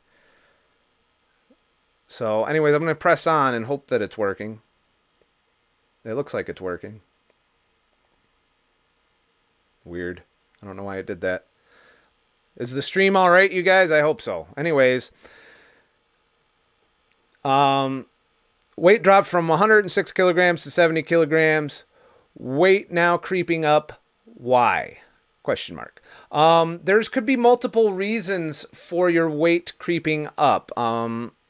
If you aren't consuming enough calories for your physical activity, and I've cited this with the Jimmy Moore case, some people have cited that he might be cheating. How far up has it creeped, first of all? Did it stop creeping? I mean, let it go. See how high you go. Do you gain all the way back up to 106? What happens? Does it drop? There's going to be days when you don't take in enough energy to meet your energy expenditure, which will ultimately cause you to gain weight over time. And then there's going to be times when you overeat and you ramp up your metabolism, but then the following day you don't. And so your weight's never going to stay in there's always going to be a range. How much of a weight creep are you experiencing? You're at 74 kilograms now. Okay, so that's within the realm of a window that you will live in on keto, especially, keto full time. You're doing ADF with keto. My weight stabilized on ADF with keto. It did not creep up. And it stabilized in a narrower window with ADF. However, I don't exercise. I'm not burning a lot of energy. I don't eat very often. When I do eat, on my eat days, I tend to, eat 1 or 2 meals a day, usually within like a 4 or 5 hour period max. Even though I could eat the whole, I only eat when I'm hungry, when I'm physically hungry. I don't snack much. I do have fat in my coffee, but we now have proven that doesn't do shit. And I also would evaluate what you're eating for hidden carbs. Because there have been times when I've fucked myself by getting hidden carbs. How much vegetable oil is in your life? How much are you eating out? There could be hidden carbs getting snuck in. I don't know if you track all of that. You might have also, Spiv21 just said, Paul, maybe you gained muscle. You also might have gained some muscle in that deal, you know? What are you doing exercise-wise? I'm curious. That's another question. How many calories are you eating? It might come a point where you should bust out the MyFitnessPal. And this would be one of the things you got to do to kind of police yourself sometimes and make sure you're not, taking in excessive amounts of carbs. Also, your carb tolerance may be lower. You might not be able to tolerate 50 grams of net carbs a day. You might have to drop down to 30. I can, you don't have an exact number, so I can tell. You said I eat plenty on my eat days, probably 2,000 calories. I run there you go. You're doing cardio. So that 2,000 calories isn't going to cover you. That's most people's, normal BMR for males, depending on unless you're really short. 1 to 5 kilometer run a week. You need to eat enough for that. And not be worried. You should be eating 3,000 calories on the days you run. But your weight's going to fluctuate significantly. Do you get cold? Do you feel lethargic, low energy? Any other symptoms are you experiencing along with the weight gain? So, okay, you're fanatical about carbs. That's good. 25 grams. I would address the metabolism, or if you consistently, especially on ADF with keto, if on your eat days you are not eating a lot and you're doing running and shit and, all of that, add more fat would be my advice, wherever you can. Because you need to have enough energy coming in or your metabolism drops. When you're doing exercise, you need to pay for that exercise. You can't be in a deficit when you're exercising. Because if you do, you're going to lose weight rapidly, your body's going to sense it, and then over time, it's going to shut your metabolism down and cause you to regain the weight. And that's kind of... Okay, that right there. I'm 5'11", I get cold on fast days, but I'm a lot thinner than I used to be. That's not why you're getting cold. I can tell you, as somebody who is a lot thinner than they used to be, that cold is not my normal fucking default way. You should be... I run hot a lot. There are days where I'm warm when everyone else is cold. Right now, it's fucking freezing out. I got some cold air coming into here because it gets pretty warm in here. And I'm not freezing. If my metabolism was down right now, I'd be sitting here all bundled up. I'm in shorts and a fucking shirt right now, and I'm comfortable. And that's with cold air coming in. So you gotta... You could back off the cardio, but that might not be your goal. You might like endurance, so I understand that some people enjoy their exercise and don't want to give it up, but you need to pay for it. If you do a run, you should be tracking how many calories you think you're burning and out-eat those. And out-eat them with fat and protein. Protein's good to do when you're exercising because, don't overdo it. You should eat what the bodybuilders tell you to eat in terms of protein. But you need to give your body what it needs to repair the muscles you're damaging during the exercise to increase your metabolism. And if you overeat fat, if you overeat protein, and don't be afraid to, you will ramp up metabolism. That's the great thing about keto. Metabolism is the tricky part of weight loss because it's this balancing act. Your body did not want to leave homeostasis. It was perfectly happy, even though it didn't have access to your fat.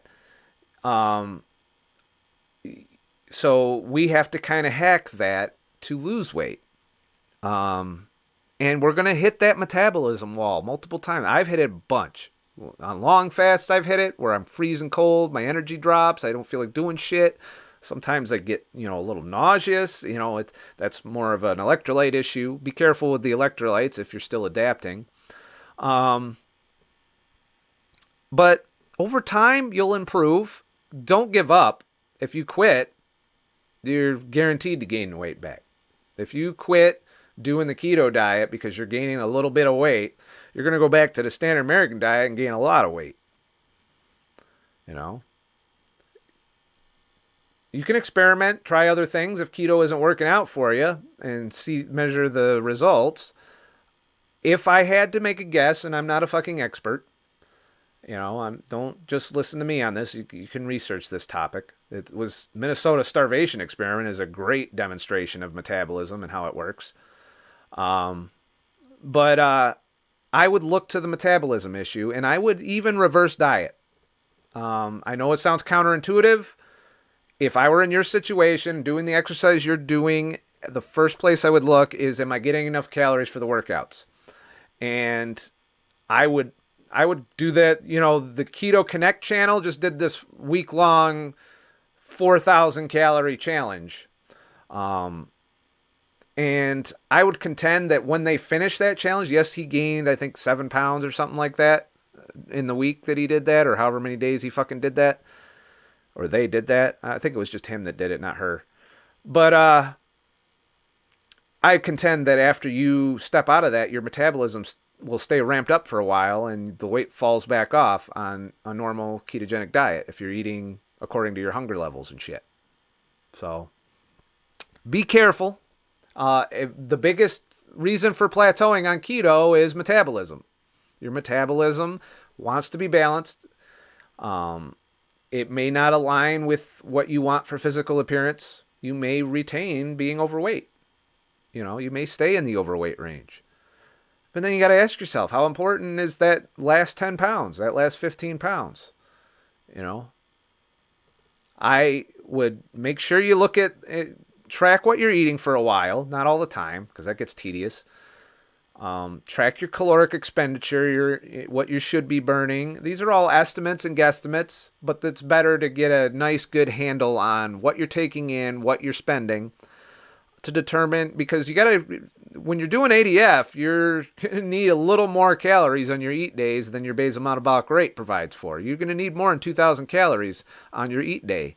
I average probably around 3,500 calories if I had to guesstimate when I'm doing 36 ADFs. With with keto, I definitely pound some calories. I have 4 eggs. I put butter all over those eggs. There's all kinds of fat and cheese that I eat. I'm definitely eating fat's calorie dense. The best way to up your calories is fat, and fat also has minimal impact on insulin. So you can eat a lot of fat and not store it all. Some of it'll float around a bit while you're burning it. It's be ready to access. But I lost a lot of weight eating only fat this week with a very small amount of protein in pecans and a whole lot of fiber with the carbs that are in pecans, but it fit the profile. 1 serving per meal, no more than 1 serving in 3-4 hour period. And I lost 7.1 pounds this week on a fat-only fast. So add fat to your diet on your eat days, especially if you're working out. If you're not working out, don't worry about it as much. You'll be fine. But if you've been working out hard, and this, even if it was a day or two ago, it's time to add some fat to the diet to make sure you paid for that workout. Because if you don't, you're going to lose metabolism. You're going to feel cold. You're going to have low energy. It's going to suck. I know if Miranda Reinard, I'm sorry if I butchered your name. I know if thyroid is low, you are cold, hands and feet are always cold, and energy is low. Those are all classic symptoms of a reduced metabolism. Thyroid does play a role. I think T4 or whatever the fuck that is, plays a role in managing your metabolism. Thyroid health, I contend, would increase on a ketogenic diet over time, but it might not happen right away. There's still not enough research in that department to determine, all the research on thyroid problems is geared towards drugs, not nutrition. So, I haven't delved deeply into the thyroid issue because I don't have that problem. I will start looking more into it, though, as time goes on, because I do have people that blame thyroid issues for weight gain and failure when it might not even be the case, unless your doctor told you your thyroid's fucked up. And that would be the only time where I would look to the thyroid. I wouldn't just assume that it's fucked up unless a doctor said, hey, your thyroid's not doing this, that, or the other. So, Sharpie nails. I get cold also when IF and I'm not working out. You don't have to work out to burn more calories. You might be physical on your job, or you're walking around a lot, or you're on your feet a lot. There's other ways to burn extra energy. And are you eating enough? You answer that question. If you're unsure, if you get cold, if you're experiencing metabolic symptoms, and I'm pretty in tune with it because I look for it now. I've done long water fasts. I've experienced them firsthand. I've done them from both the standard American diet to a long water fast and keto to a long water fast. And I can tell you, I've noticed metabolism drops. I've also noticed metabolism ramping up, where I'm running hot, where I have boundless amounts of energy, where I'm up moving, wanting to be up and moving, to where I'm mentally alert instead of in a fog. There's a lot of symptoms. Your body's pretty good at letting you know when things are slowing down or when they're picking up. Keto can work both ways. You can still lower your metabolism while being keto, and you can raise it. And it all depends on energy expenditure versus intake at that point. Calories in, calories out. That's the only thing I would apply the calories in, calories out paradigm to, is whether or not I'm maintaining homeostasis. If you are calorie restricting on a ketogenic diet, your metabolism is going to drop just like any other diet. Might not drop as quickly because fat does fill in the gap for a while, but even over time, your brain's going to notice that as your leptin drops. So I would say if I was encountering a metabolic issue, what I would approach is I would do a reverse diet, risk gaining back some weight for a while. I'd probably let myself gain 7 or 8 pounds. And then I would go back to normal and see what happens. And if the weight comes back down and metabolism seems fine, metabolism should ramp up if you overeat. That's how it works. Not on the standard American diet, keto. I have to specify that. If you overeat on the standard American diet, you're just going to gain weight. Your metabolism will stay down if you dropped it through exercise and calorie restriction. So that's my stance on that, so to speak. Alrighty. Maybe I should add more fat the day before. You could do that. Just do one of these fat calorie challenges. You can put in 3,000 to 4,000 calories if you add a lot of fat to the diet. Be well fat adapted, otherwise you're gonna be on the bowl. If you're not fat adapted, don't do that. If you're a carb burner, definitely don't do that. But if you have done 6 to 8 weeks strict keto with no cheat days, and you are sure you're nailing it with the carbs, that you're pissing ketones, or you got blood ketone readings or breath ketone readings, then by all means, if you feel that metabolism has dropped, risk gaining some weight, ramp up that metabolism, add some extra fat, hence extra calories to your diet. I would not use protein and carbs to do that. Obviously not carbs. I would not use protein for that purpose because you're going to spike insulin at the same time you're eating more protein. So you're going to store a lot more fat that way than if you're eating fat. If you're eating fat, you're ramping up fat burning. And if you're already fat adapted, you'll switch efficiently back to your body fat when the time comes, and your body metabolism won't drop. This 5-day fat fast, I did not experience the cold symptoms. I didn't experience any of these, cold hands and feet or the low reduced energy or any of that. Granted, I wasn't exercising, and I do think if you exercised on a long fat fast, as in doing intense exercise, that metabolism would drop a lot quicker. I'm not saying it'll never drop on a long fat fast. I do believe if I go the full 7 days, which I haven't yet, I'm going to cut this one at 5, that I would experience a metabolic drop. I didn't on the 6-day fat fast I did last time. So I think filling in with fat is a good solution to ramping up or keeping your metabolism in a proper range, in the proper balance. If you're still trying to lose weight, occasionally doing these fat refeeds, I would call them. Hey, I just coined a new term and shit. Fat refeeds during your weight loss process, have a week or two where you overeat fat. And then stop overeating the fat and go back to what you were doing to try to lose weight to begin with. And I think you might break a plateau that way. I think you'll ramp your metabolism up and it'll stay ramped up for a while. It's not going to drop right away. It takes a while for your brain to recognize leptin's dropping. And you might nudge the needle if you're at a plateau weight. And it takes a long time. The lower you get, the longer that process is. And you just got to keep pounding on it.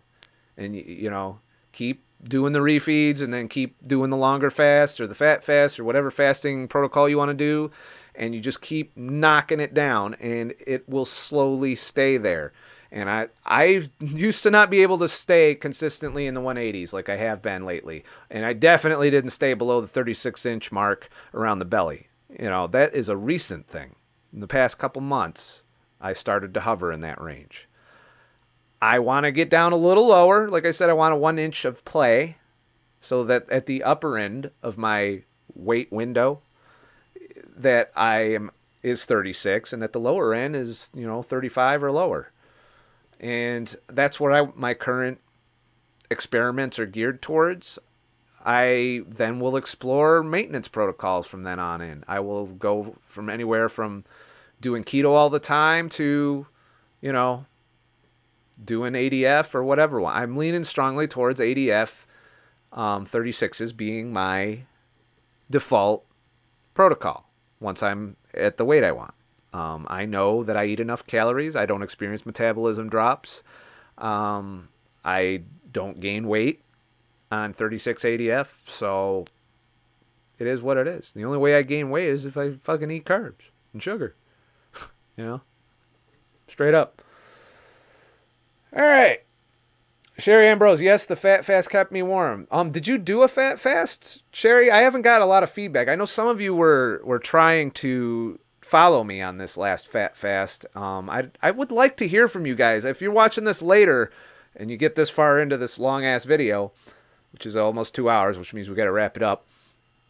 Let me know in the comments if you get to, if you did a fat fast, let me know how it went. I'd like to hear feedback from you guys. I advised you not to do it based on the fact that I'm doing it. But if it's working for you, if you didn't experience the metabolism drop that commonly happens during a 72-plus hour water fast, I would like to hear from you because I want to know not just how it works for me, because I know how it works for me and it's working and I like it, but I'd like to know if it's working for you guys too, if you guys try it and it works. And please be fat adapted if you try it. Don't just be a standard American dieter and think that you're going to do a fat fast and do well on it, because you're going to be miserable. I tell you. Yeah, trust me on this one. As somebody who's done multiple fat adaptations, you're going to exacerbate it if you go from a standard American diet to a fat fast. Some of you have commented saying about doing a water fast to start out with for 72 hours to 5 days of water fasting and then transitioning to a fat fast. You're still going to have a rough time, I think, and you're definitely going to have a lot of hunger issues, and you might still have the hunger issues and the metabolism issues that come with the water fast, especially if you're a sugar burner.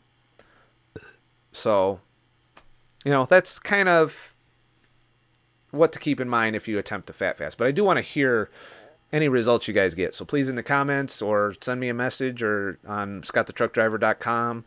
However you communicate with me, Facebook page, Scott the Truck Driver. I check all of that and when you guys want to talk to me, and I also read the comments and stuff here on YouTube.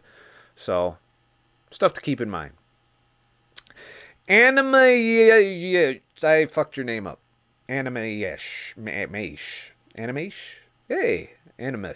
I don't know. Sorry. My bad. ADF 36. Can you break that down? Yes. It's really quite simple. First of all, I'm keto on the days I eat for this. I haven't never been able to apply this protocol as a standard American diet because of the hunger and metabolic issues. But as a keto, this is pretty easy protocol. So basically, you have a 36-hour period with which you eat when you are hungry, when you feel hungry, not out of boredom, not out of comfort. You don't eat keto junk. You eat pretty much a fairly strict ketogenic diet with maybe a little, like pork rinds being the worst junk food, I think. And then you follow it with a 36-hour fast, which means basically during your eat day, you start out normal. You eat when you're hungry. Generally, it works out. I only get hungry maybe once or twice a day. So my eating window on the eat day tends to be a lot smaller, which means my fasts tend to be more like 44-hour fasts, even though the target's 36, which gives you some flexibility. I generally end up fasting for 40 to 44 hours on the, fast days. So then basically 36 hours from that point of eating, and eating when you're hungry, eating to satiety, eating to pay for your workouts.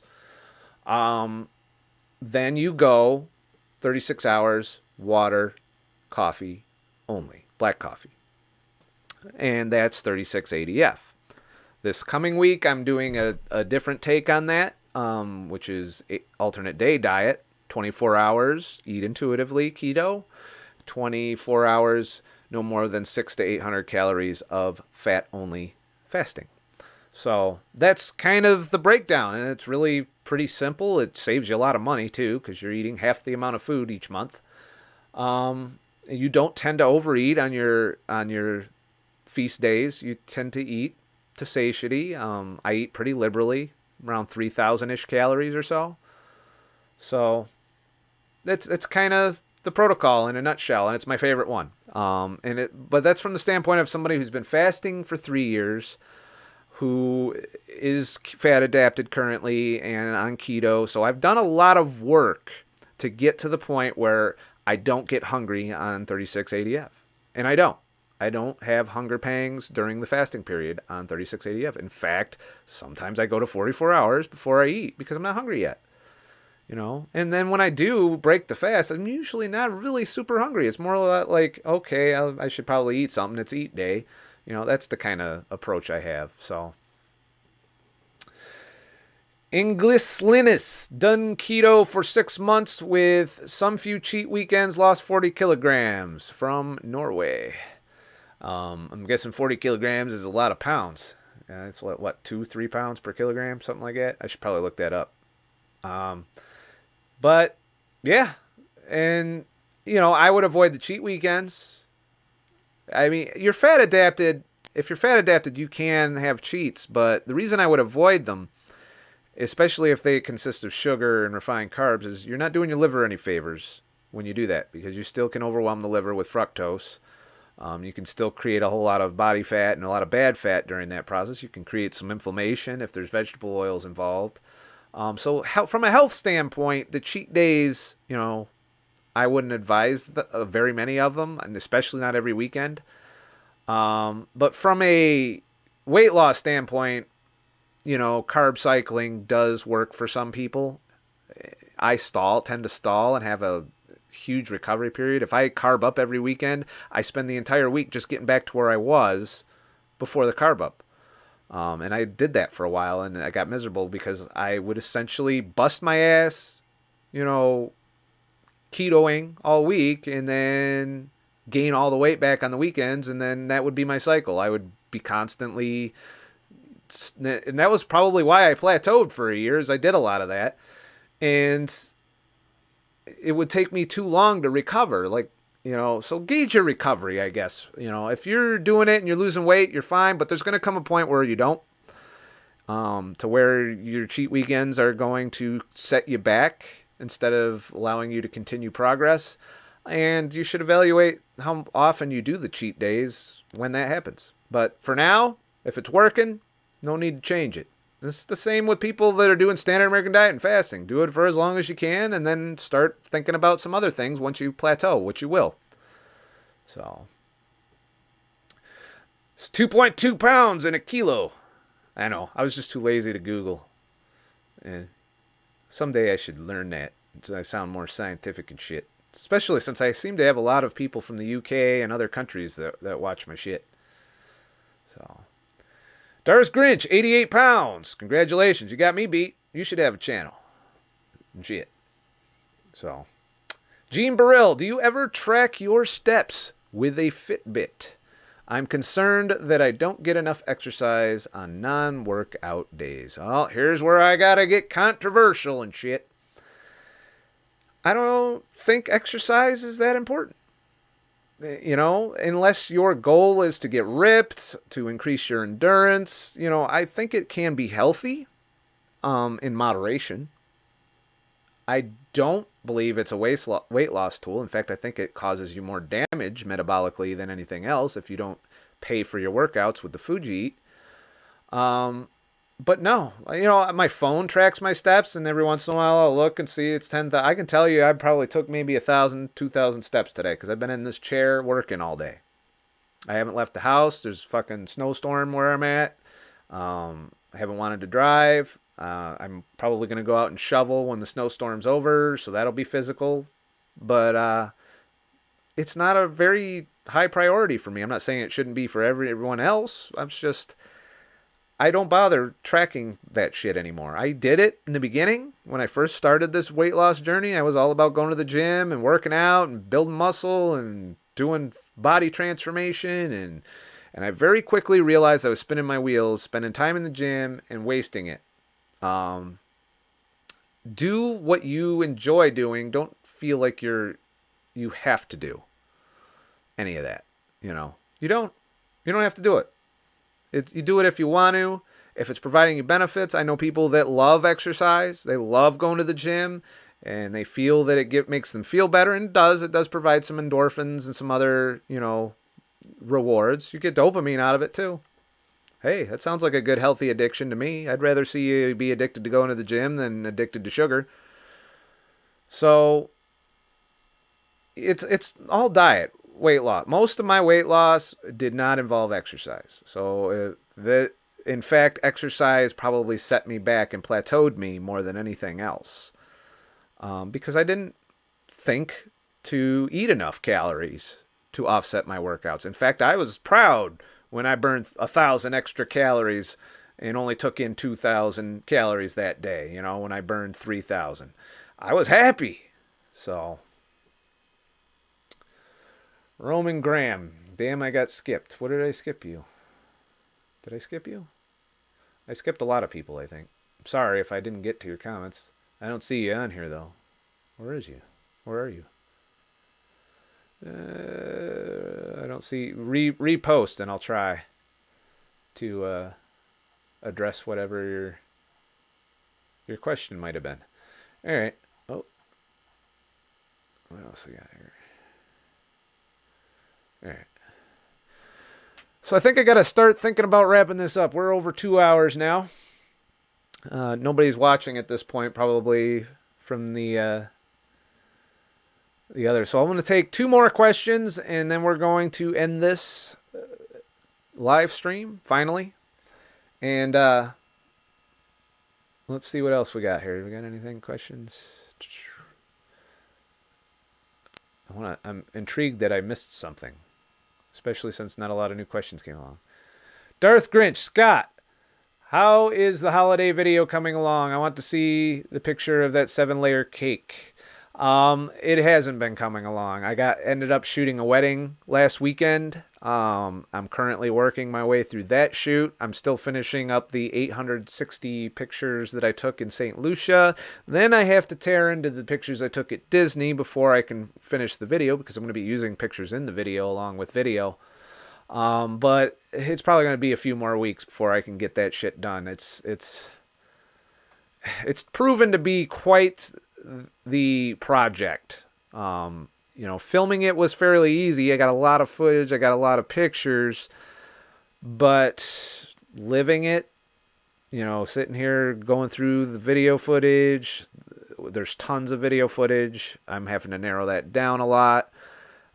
it's a lot of work. So and it's definitely not as many people are going to watch that video as the amount of work I put in. I get a lot more views on the non-adventure videos.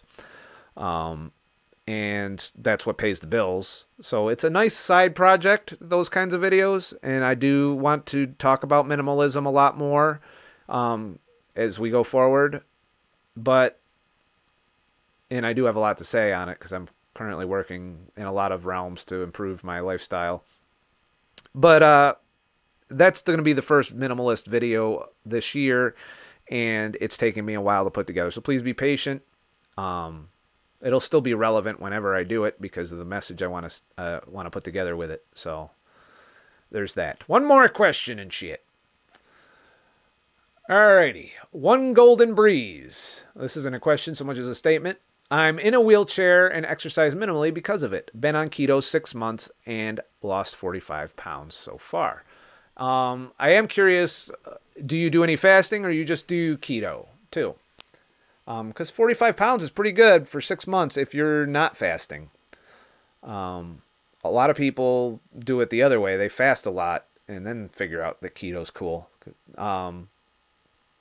So that is my point with the exercise thing. I know, and I get comments from people all the time with extensive obesity, health problems, back injuries, muscle problems, can't get out of the chair.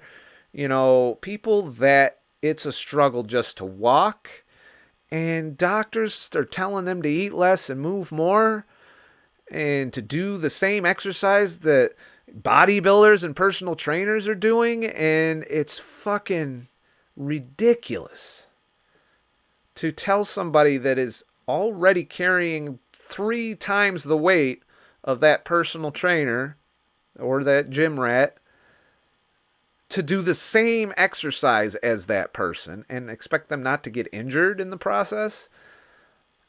All the while, your metabolism's completely fucked when you become that obese or that injured or whatever. You know, your metabolism's not going to respond well to eat less, move more.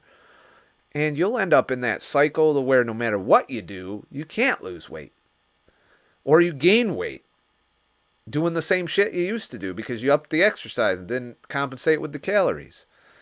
It's kind of, I would say it's unethical to tell somebody who's morbidly obese to go work out all the time. Because they're gonna do it. They're gonna lose the weight. They're gonna punish themselves endlessly in the gym. I've done it. It sucked. I don't like it. That's why I don't like the gym. And then realize that when they stop going to the gym, even if they remain in a caloric deficit in some cases, depending on how fucking hard they worked, they regain the weight. It's good for the gym because you got to keep going back just to maintain your losses. But if you stop, weight's coming back. Period. If you lost the weight in the gym, you're going to gain it when you stop going. And it might not be your conscious decision to stop going. You could get injured, could break a bone, could have some kind of problem where you can't work out. And then that weight's going to creep right the fuck back up. And you might even gain more weight than you lost because your metabolism as a carb burner isn't going to recover. Keto is a different story. But if you're a carb burner and you're doing that, your metabolism will stay low for a long time, years. And that's documented in the Biggest Loser study. So, Cat Marlette, I keep getting addicted to answering questions. I always find personal trainers funny when they ask me how to do deep knee bends when I have knee injuries. I stopped using personal trainers. I'm not here to shit on personal trainers necessarily. They do serve a purpose for bodybuilding. If you're one of them people that wants to put on a lot of muscle, they're probably the people to talk to for it. But I have a problem when personal trainers are preaching their methods to morbidly obese individuals who could get legit hurt doing some of the exercises they advocate. I'm not saying all personal trainers fall into that realm. There are definitely gyms and personal trainers that punish morbidly obese and obese individuals excessively, knowing full well, and the science has shown this, that when they stop going to the gym, they're going to regain the weight. And guess what? They're going to have to go to the gym again. It is a great business model. It's a great way to make a living. You're doing something that requires people to do it for the rest of their lives to maintain a certain target goal. Great business model. I'm not teaching that model. The model I advocate is the one that you can do easily the rest of your life. Keto and fasting. Doesn't cost any money. It's free. You maintain your weight within a 9 to 10 pound window. It's great. All right. So I think we can wrap this up now. It's a pretty long one. It's not my first long fucking live show. But remember, I am not a fucking expert. I am just an asshole. Although I think I'm a better asshole than CNN and U.S. News and World Report and, mainstream media in general. I definitely did a lot more homework than them motherfuckers did. And they get way more money to do the shit they do than I do. So, don't listen to them fucking bastards that are on fucking mainstream media telling you what to do. Do your homework. These studies are out there in academia. Be careful. It's just as corrupt out there as it is in the media. It's just a little more policed, I think, slightly. But there are some special interests being served in academic studies. So just be careful out there. It's a minefield of misinformation. It is a fear-mongering society. They would much rather tell you bad news than good news. I didn't see any fucking stories that said, oh, this diet works, or this diet does this, or this diet. No, there was a ranking by experts. And from the things those experts were saying, at least the quotes I saw, they were not experts in nutrition. They were following guidelines, the current guidelines in the medical community. So I'm guessing some of them were doctors, and the current guidelines in the government. And there probably was some plant-based shit in that fucking article. So don't listen to them people. Don't. Make your own choices based on the research you've seen. Find people who have done it. Find people who have done it. Talk to them. They'll share with you their pitfalls and their successes.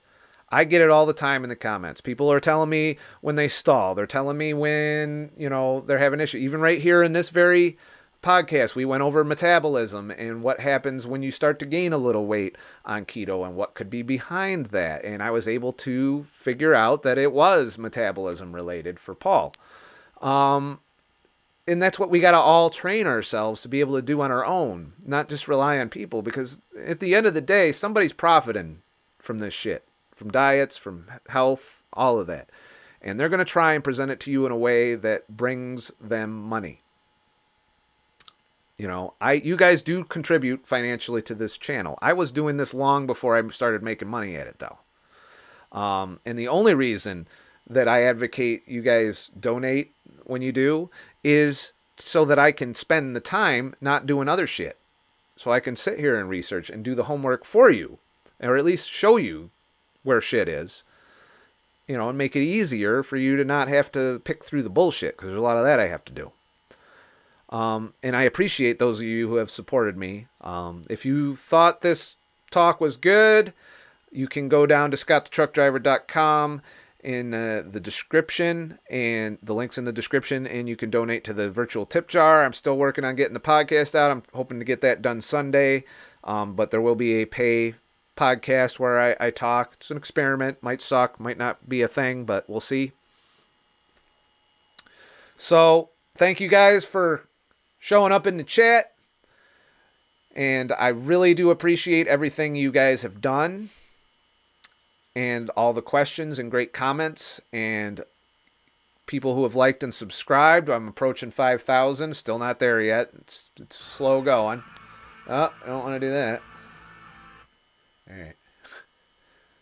So yeah, I was trying to be subtle and try and, stall while I'm just going to say, hey, I'm working on putting the fucking comments up and shit, so it's taking me a sec.